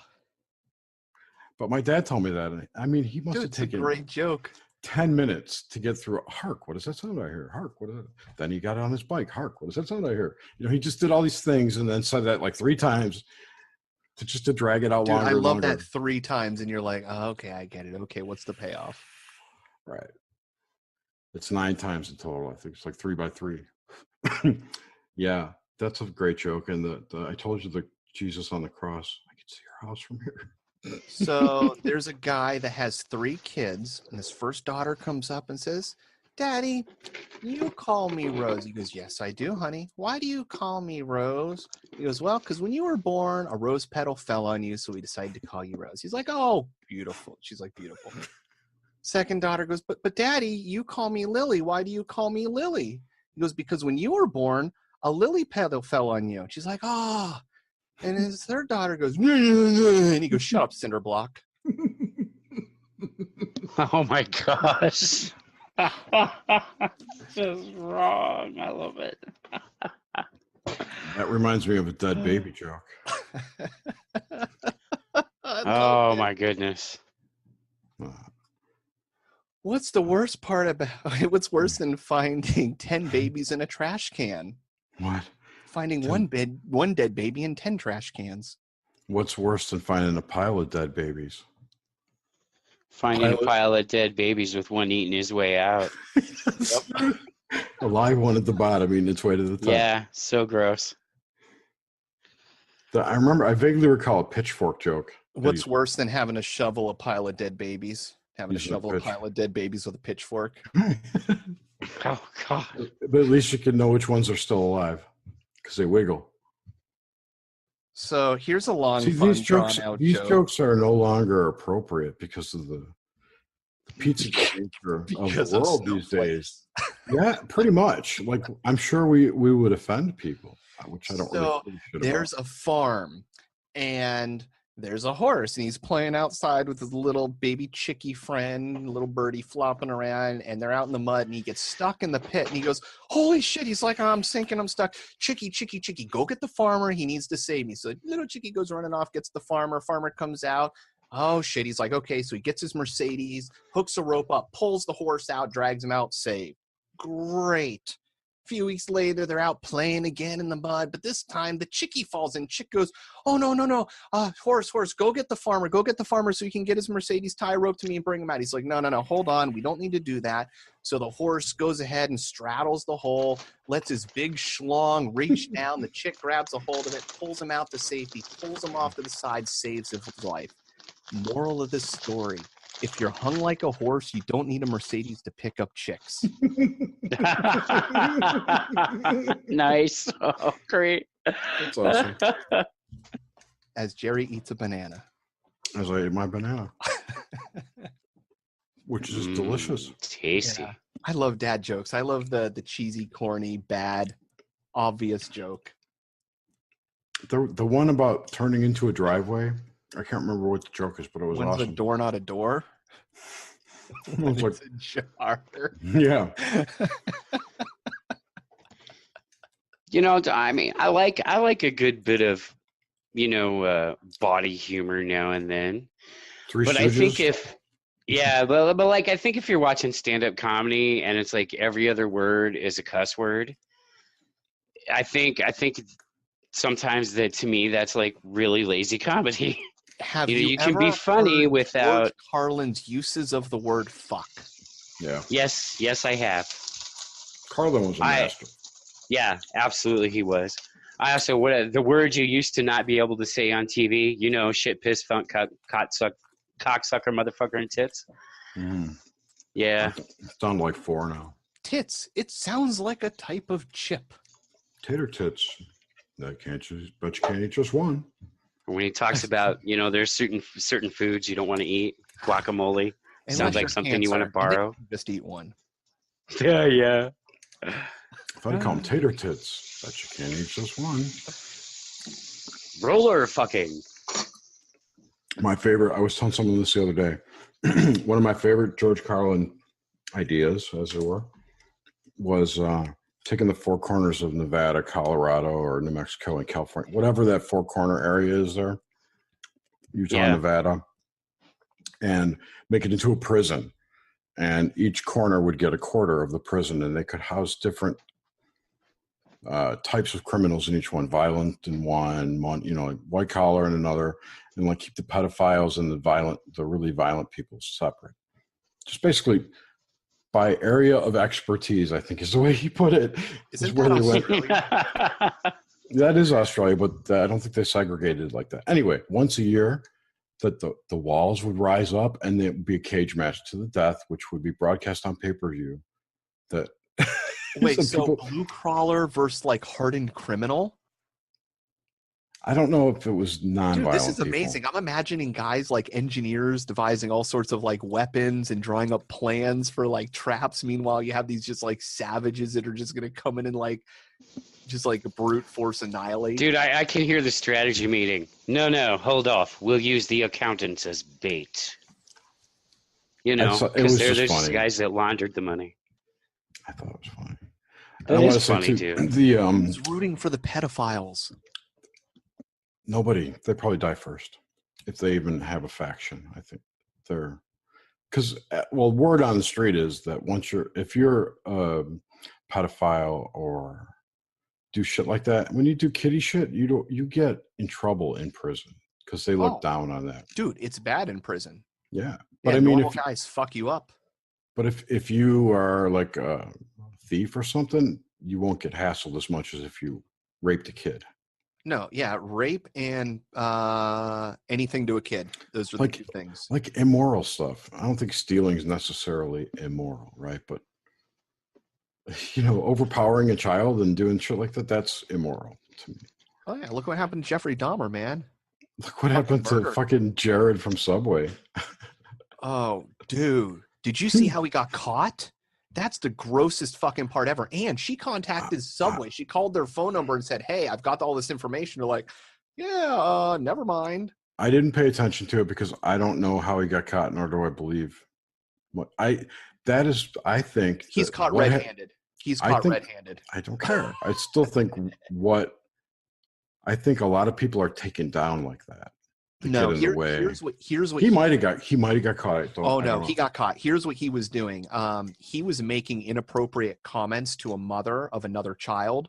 So she started recording the things he was saying, and she started talking to him about it. Like she was clearly not coaching the conversation, but allowing the conversations to take part, knowing she was going to record it. And he's talking about how hot the 16-year-olds are and things like that. And so that's why she's like, what the fuck are you saying the 16-year-old is hot for? So she started recording it. She ended up going to the subway. They ignored her. She went to the FBI. The FBI ended up putting a wire on her, and then she ended up doing a full investigation. And then he found out he was actually doing shit with kids. And then it was like, holy fuck. So I thought it was just a child porn library. No. At one audio point, on him is him literally just like talking about how hot little kids are. It's a non-disputable. At one point in the transcripts, he actually brags about sexually assaulting a 5-year-old boy. Oh God! Holy shit! I hope they shanked his asshole in jail. Oh, he will. That's fucked. Well, I know he already had been moved or something. Enough, he'll probably get put in solitary. No, he's in general pop. Is he? General population, yeah. Something happened. I don't remember when. It was last year. He was in the news that something bad. He got beat up. Good. There was an incident. Dude, I shouldn't say it because I think it's fucked up that our prisons allow that shit to happen because all they do is make the problem worse. You can't fucking go to jail and not get raped. But we don't know that. We don't know that to be true. Well, I know people that work in prison. That's a story. Corrections officers and gang units. I'm not getting raped if I go to prison. I'll be raping people. I'm nobody's bitch. Anyway, the issue with, although I do like the bottom occasionally. Anyway, the issue with prisons in America is that a lot of them are privatized. So it makes there's a financial incentive to pass more laws to get more people in prison. Dude, when my friend was working the prison unit, when he was doing corrections, he was working the gang unit. And they were told to take all the books and reading material out from the juveniles for the strict purpose of them not having anything because they wanted them to be institutionalized. They didn't want to fucking help them. Like they literally had books and educational material that they could have freely, and they took it away and disposed of it. It's fucking criminal. A lot of what goes on is. Mm-hmm. But people say, what can we do? What bothers me is we have slavery today. I got to go to work. Prison. Well, forget work. Forget work. Work is the biggest slavery thing on the planet. That is a wage slave. If you go to my if you go to my Facebook page, it says my tagline is that I'm a free range slave. That's what I think we are. We're free range slaves. We are. But now imagine you're in prison and you're forced to go fight a firefight or fight fires for $1 a fucking day. They make you or clean up the side of the road for 10 cents an hour. Like fuck that shit. That is slavery. You're building furniture for people that they're selling and you're getting paid nothing. How's that fair? But you gave up your fake rights when you committed that alleged crime. Exactly. But when it's being run by a private prison system, then in California, where they write the books where they literally say that if you don't keep the building completely full, we're going to have to charge you a penalty fee. So now the police officers, whether or not there's crime or not, based on what the politicians say, okay, we can't afford not to have this prison full. We're going to lose $20 million. We have to fill it up. It doesn't matter. So now, fuck that. If there's no crime, we have to create crime. Well, they already were creating crime in that there's quotas in large city police forces. And I don't care who says there aren't, there are. Proof is 2 years ago, there was finally a changeover in which the acquisitions in which police took, so search and seizure from stolen property, exceeded the amount of items that were reported stolen in the United States. The police steal more than is fucking stolen. That is the fucking truth. The feds probably steal more in gross value. Dude, I read a story. One of my favorite cars is the Ferrari F50. beautiful car, full graphite composite chassis. You can't fucking fix it. They only made them for like 2 years and back in like 94 and 95 or 96. Last I checked, they were $650,000 a piece car. There was one that was confiscated through some sort of drug raid or some sort of problem. It was a private person. Their shit was stolen, caught up in the system. A DEA agent took the vehicle out. No business taking it out. Wrapped it around a fucking pole, broke the fucking chassis, destroyed this $100,000 car. What were they doing? They were fucking joyriding the fucking thing. The guy tries to get his money back. Nope, sorry, no problem. No. He loses fucking everything. That's the kind of fucking shit they do. They confiscate in a drug deal somebody's private property, a literal almost $1 million, probably by now $1 million car, wrap a irreplaceable thing around a tree and don't even pay a fucking penny, and they're confiscating more stolen merchandise than is actually stolen. It's a goddamn racket. Yeah. Well, they're a corporation. They got to make money somehow. Scary. Yeah, I don't know, dude. And you know, I've researched some legal stuff, which kind of points to the fact that the whole statute structure is illegitimate in the first place. It's like unconstitutional. It's like the American Bar Association, the Bar Association. If you take an honest look at taxes, anybody go there. should not have to pay taxes. Now, fuck that, because if you don't pay your taxes under any situation, regardless of the law, regardless of the logic, it's going to bite you in the ass. You're going to get thrown in fucking jail. There's very little way around it. You will be fined and then be thrown in jail. Yep. But I was talking specifically about the statute and laws and how the government's structured. Like the government, the United States is different from the United States of America. One's a corporation and one's the entity that, anyway, they are a corporation incorporated in DC, I think, or that's their operating jurisdiction, right? They can't operate outside of DC, so they have all the state set up to be basically power of attorney, right? They can act on the behalf. So that's how the Fed gets jurisdiction in the states, which they never used to have. It was kind of a snuck-in thing. There's like 3 or 4 of these at play. You also have naval law, which I'm not sure if you're familiar with. That's called maritime law. Admiralty law. Yep. Anytime you see a courtroom that has gold fringing around the flag, you are under. It's all courtrooms. It's not. It's all courtrooms, and that itself is actually that entire court system is based on the UCC codes, Universal Commercial Codes, or whatever they're called. UCC code. That the UCC transactions are the underlayer of all district court transactions. Yep. And then the other thing I was going to say is, I want to say it's something 27.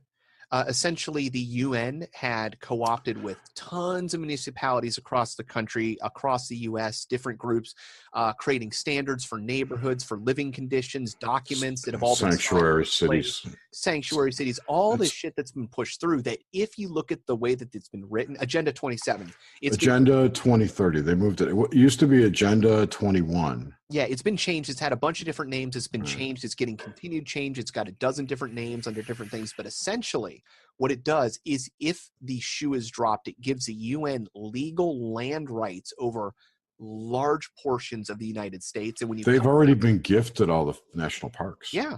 Dude, it's fucking scary. Then you look at the fact that the UN actually has in placement to do training with Russian troops in the United States, and like with 50,000 people, and then you look at the joint exercise. Yeah, it's set up so that if the chips fall right, they have the legal maneuverability to take over the country.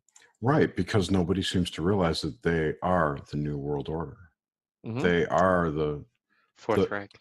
The Fourth Reich, essentially. It mostly started by Nazis. Yeah. Dude, it was mostly started by Nazis. Rockefeller funded it. It was all him. Yeah. Have you guys actually paid attention to who is dropping the bombs or I shouldn't say dropping the bombs. When you decide that you're going to drop a bomb on a target, it's not a general or, a guy on the ground or a CIA guy with all the intel. It's a Raytheon AI.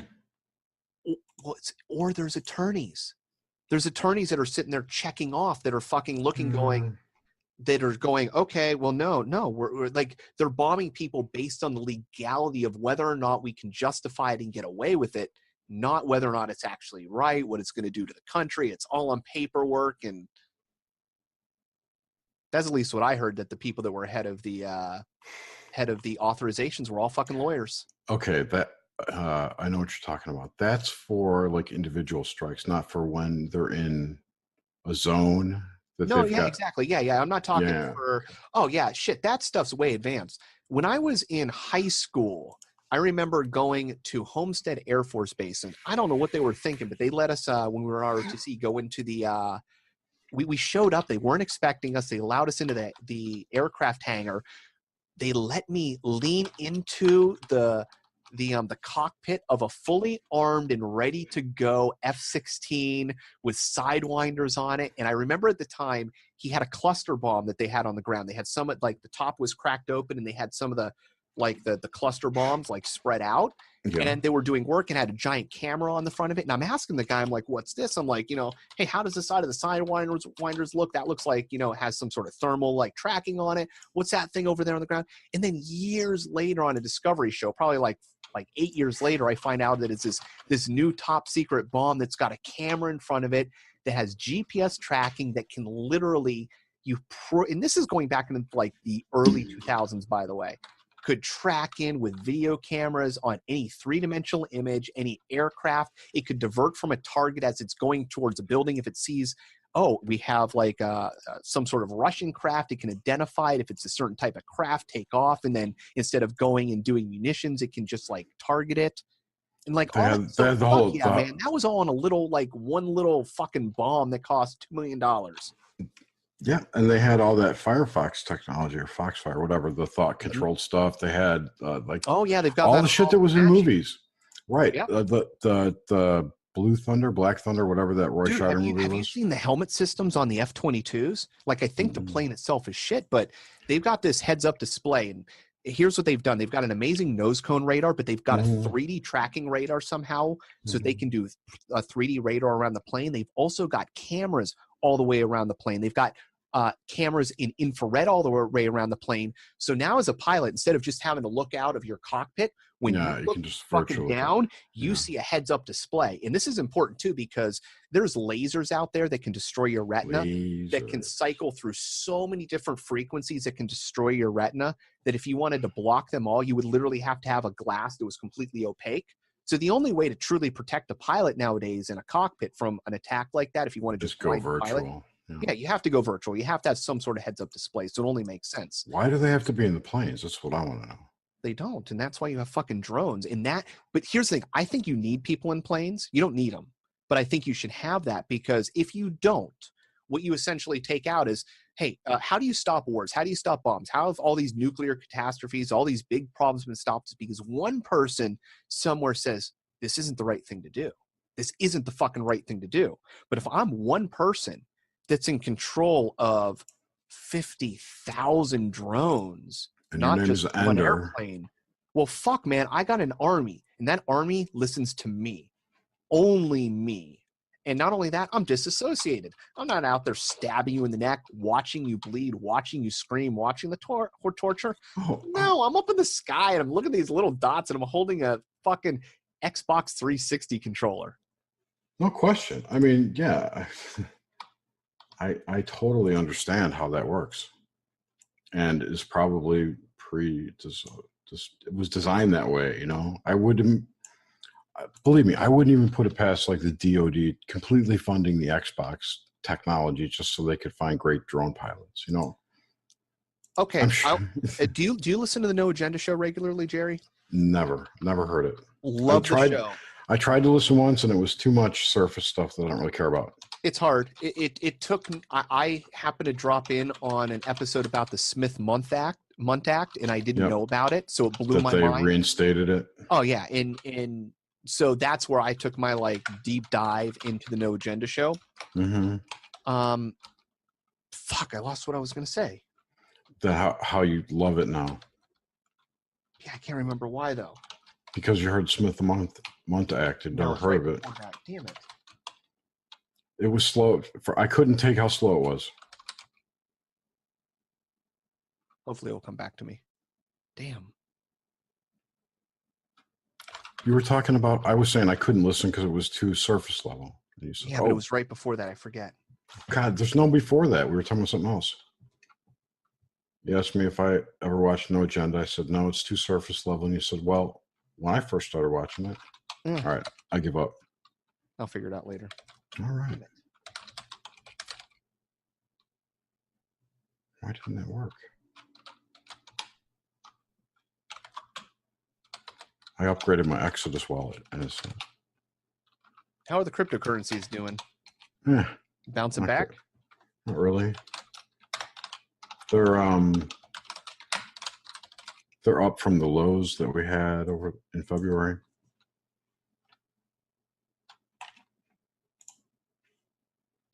I think I haven't looked at prices today though. I really try not to, since I do long-term stuff, I'm holding all my stuff. I don't really keep an eye on the markets, but everything's up today, like 5-10%. Bitcoin's almost $9,000. So it's about where it's been.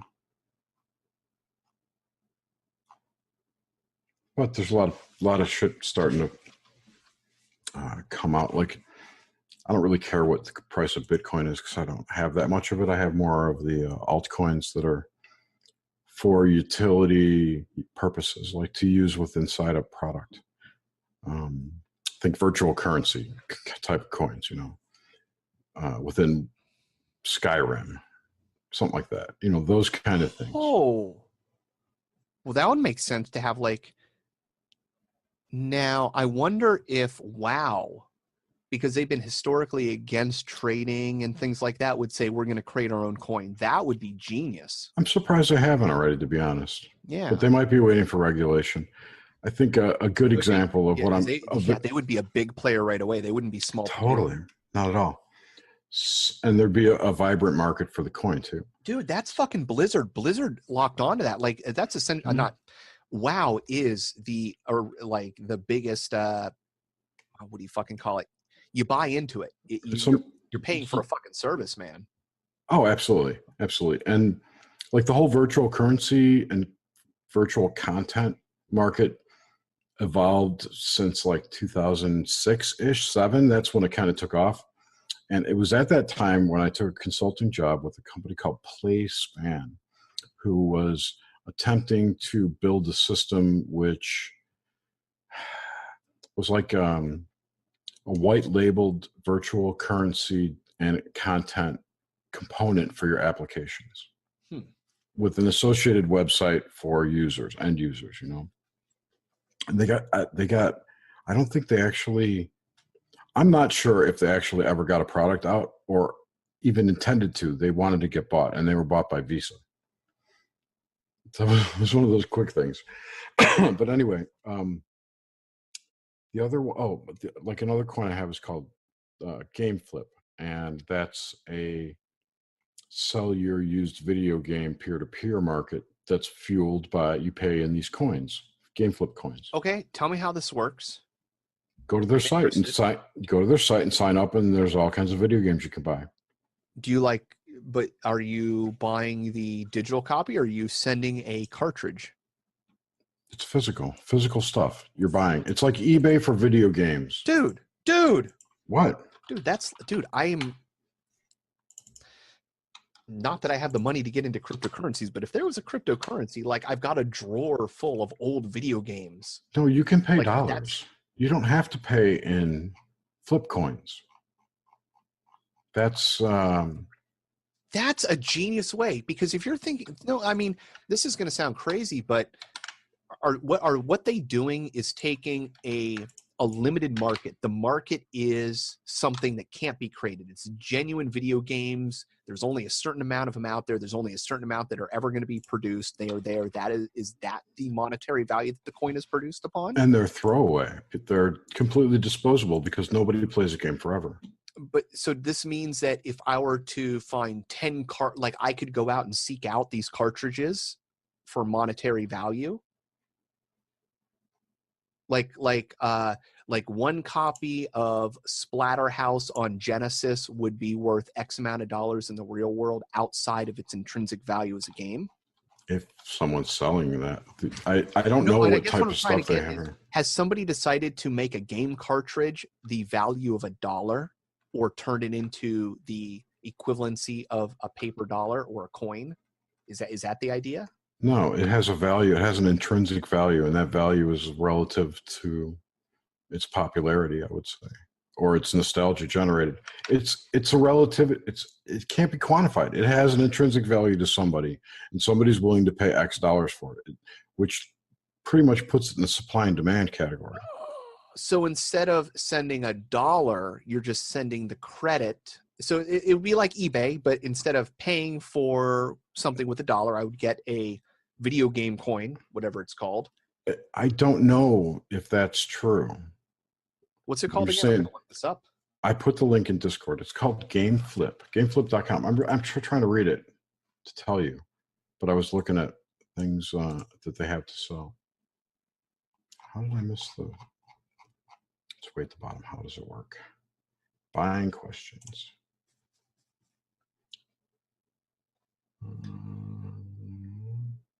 Can I convert to my currency?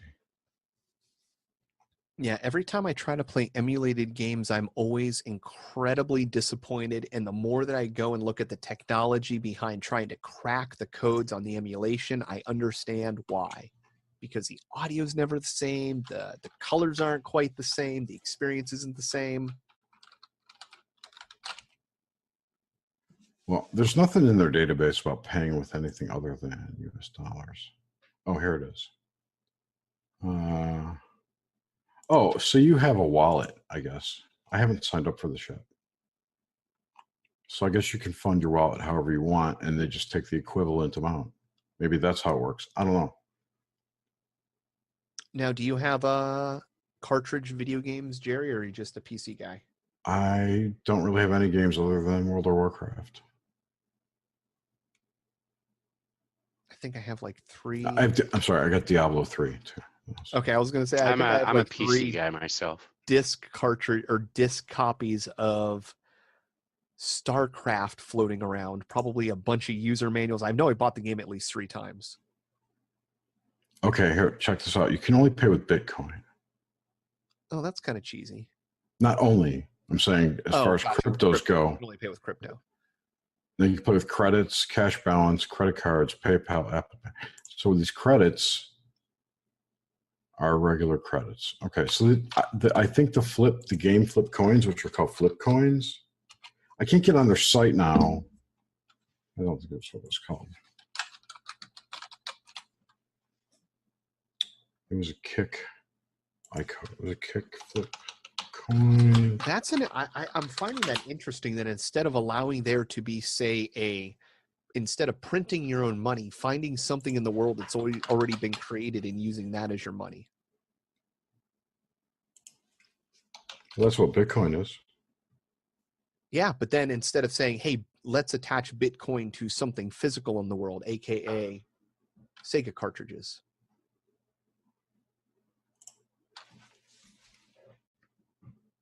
So this company GameFlip, they did their ICO through this other prior ICO called Kick ICO, which is basically Kickstarter for cryptos. And that's where they came from. And that's where I got mine. I actually spent 100 of the Kick coins to buy, I think I got like 80 flip coins, but I don't remember. I read their white paper a long time ago. I don't recall what the plan for the coins was. I know they fundraised with it, so they may be paying back. Like what's here? Right, it's a decentralized ecosystem. So the whole ecosystem underneath that runs the transactions for all the purchases and stuff. Maybe how they mine or get paid. Maybe if you hold the coins, you get money. I'll read it again and report back next time. I know a lot of people called it a scam, but I don't think it is. Because they got a site up and people are buying shit. And it's easy to see. Some guy that wants to collect all the video games in the world. Yeah. So what was it like? I don't know about what consoles they have. Let's see. They have more digital things like in-game items. That kind of makes sense. Yeah. So like here they have Guild Wars 2. I know it's pretty popular. The Madden games are pretty popular. So games, you were talking about retro classics, Sega Genesis, right? Here's all the Sega Genesis games. Cartridges, Sega, SNES, NES, Atari. Yep. Here, can you see this? Yep. Oh, where'd it go? Right here. Those are their categories. Nice. So it's pretty much everything. Uh-huh. So, yeah, and it's a store. Like, you can just buy shit. What? Dude, I've got the original Mortal Kombat. It doesn't look that good, but it's certainly not a $27 version. I have Jurassic Park. Look at this one, $75.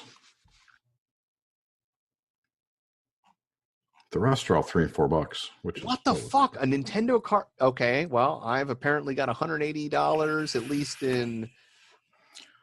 These aren't prior sales. These are for sale. No. I understand. It's just a monetary value. That's why I know. It's like open up your magic cards and going, what? People are paying $700 for this? Exactly.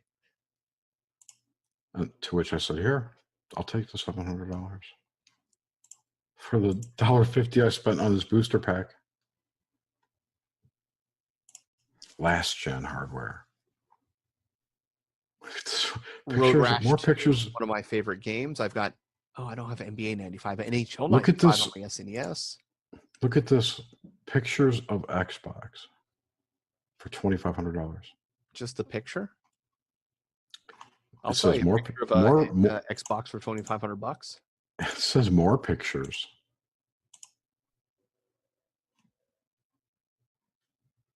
The ones that survived the death ring. He says, no, this is just more. Oh, he posted another one and put more pictures on it and made it too high so nobody would click on it. Anyway, it's people's used shit, man.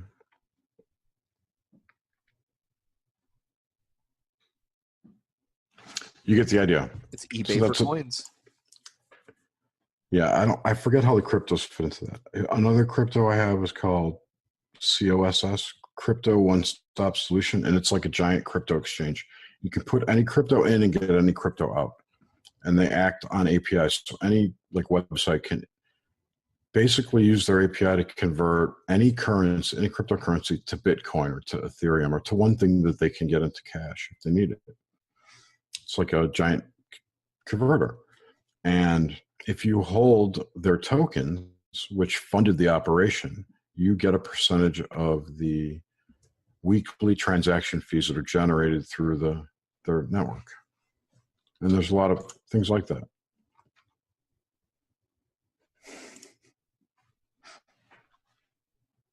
Oh, that's amazing.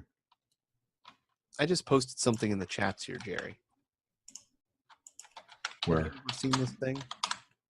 Oh, was it from you, the wall of lava lamps? No, yeah. I'm laughing at that. Have you seen this before? No.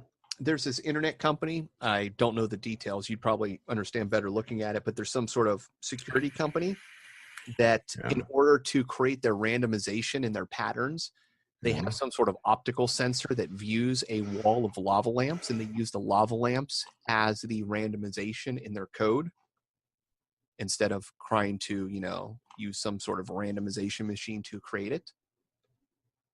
And I've read that article. And they even allow people to visit the place, because even if you walk in front of the machines and you start cutting off the light, you're still randomly influencing the device.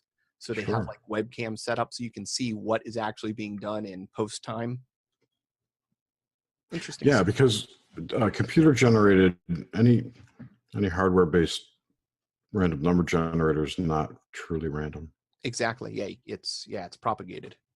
It starts with a seed based on the time or some constant. Now, technically, these things are too, but on a much higher sophisticated level.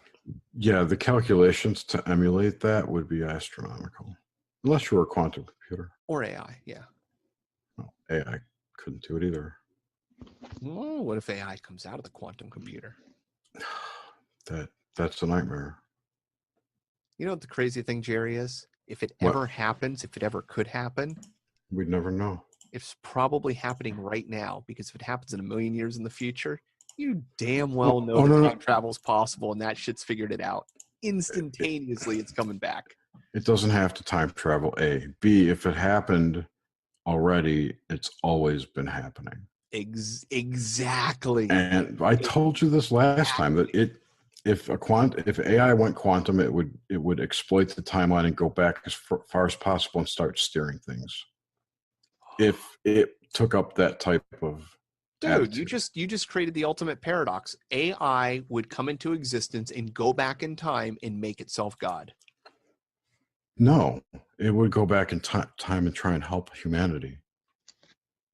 Or become God. Why not just go back and become the ultimate creator? Set yourself. It doesn't have that desire. It doesn't have that desire. It's not an emotional thing. But why would it want to help? It's just a program. Because that's what it was built for. That was the energy put into it, perhaps. Hopefully. I don't know.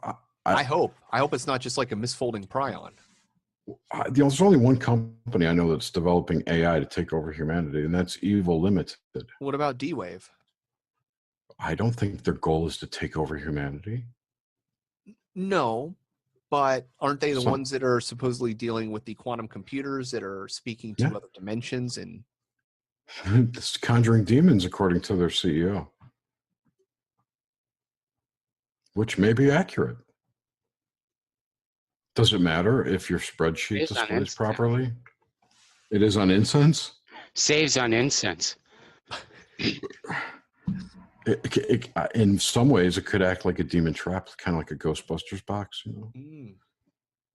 But no, seriously. I mean, I think he speculated that once, but he backed off that language pretty quickly.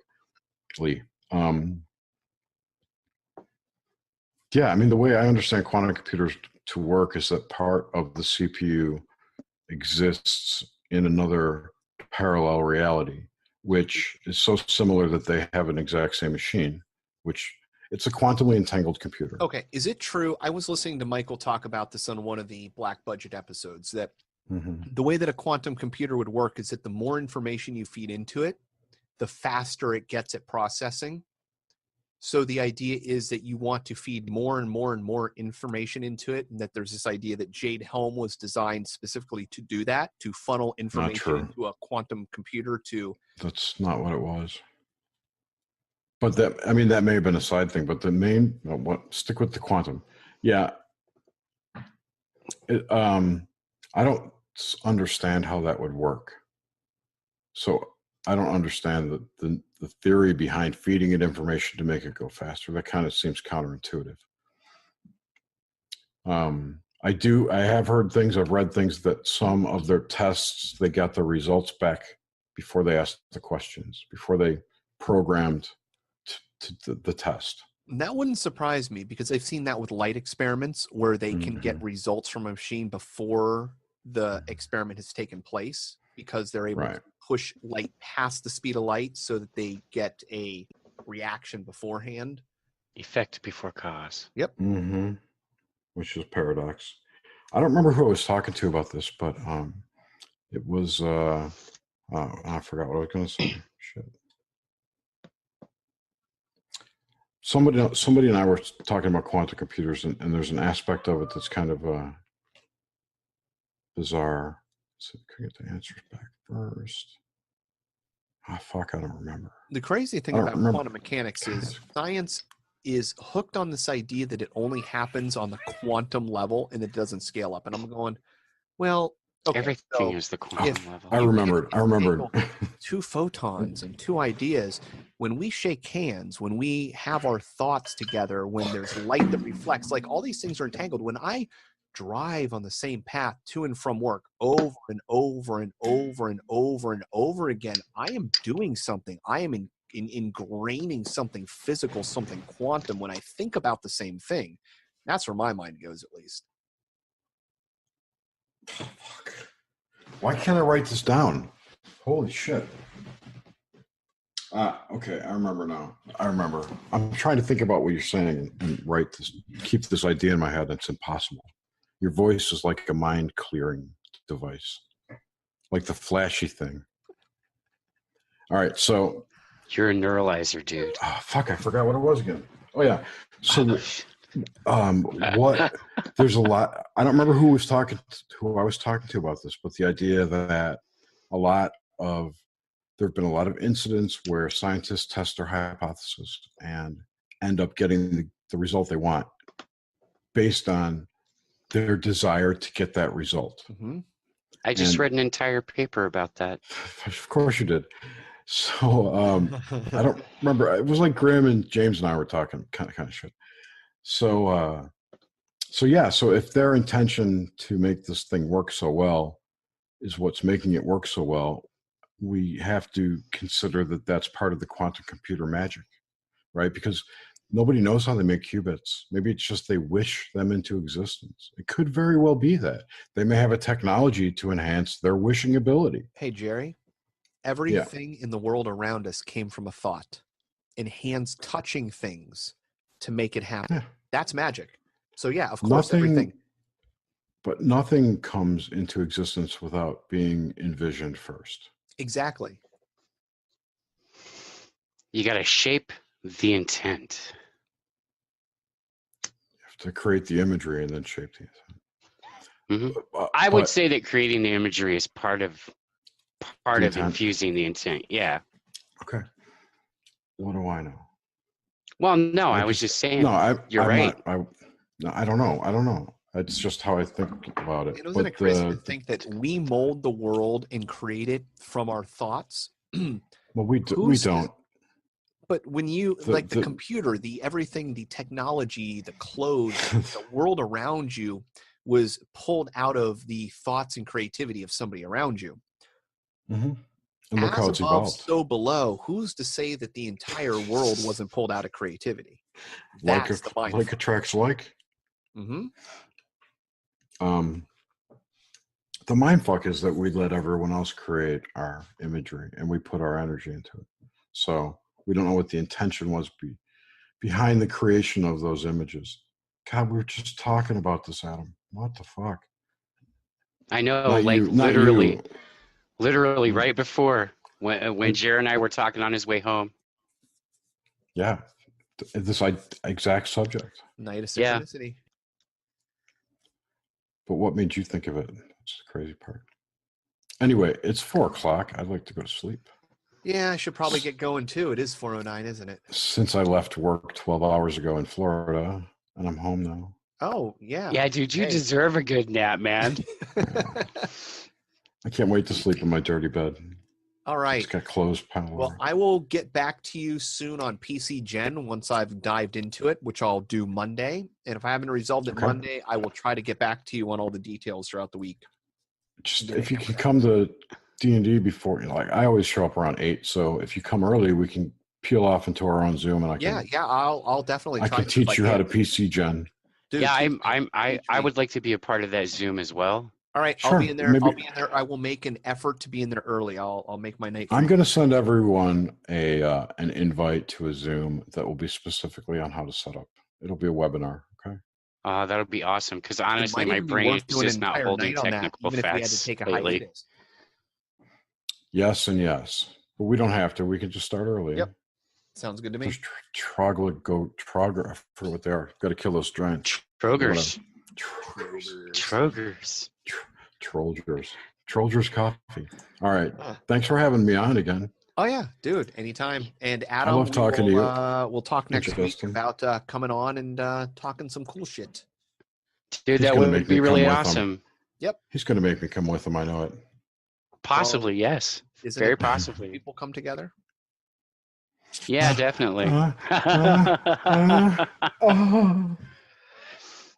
No, and thanks for having me on, man. It was a lot of fun. I look forward to doing it again and talking about like some crazy spiritual stuff and maybe hippity hopping down a few crazy rabbit holes. Dude, I'll walk energetic healing, soul healing. That's right. Yeah. Fix my shoes. That's what the lady we interviewed last night, Dr. Rita Louise, who I kept calling Tina Louise. You know, the movie star. Ginger much? Yes. You know, anyway, her website is soulhealer.com. So I had that phrase in my head. Sorry. No, cool. Anyway. All right, gents, have a good night. It was cheers, fun. y'all. Later. Thank you. Take care, gentlemen. Bye. Have a good one, man. Thanks, y'all.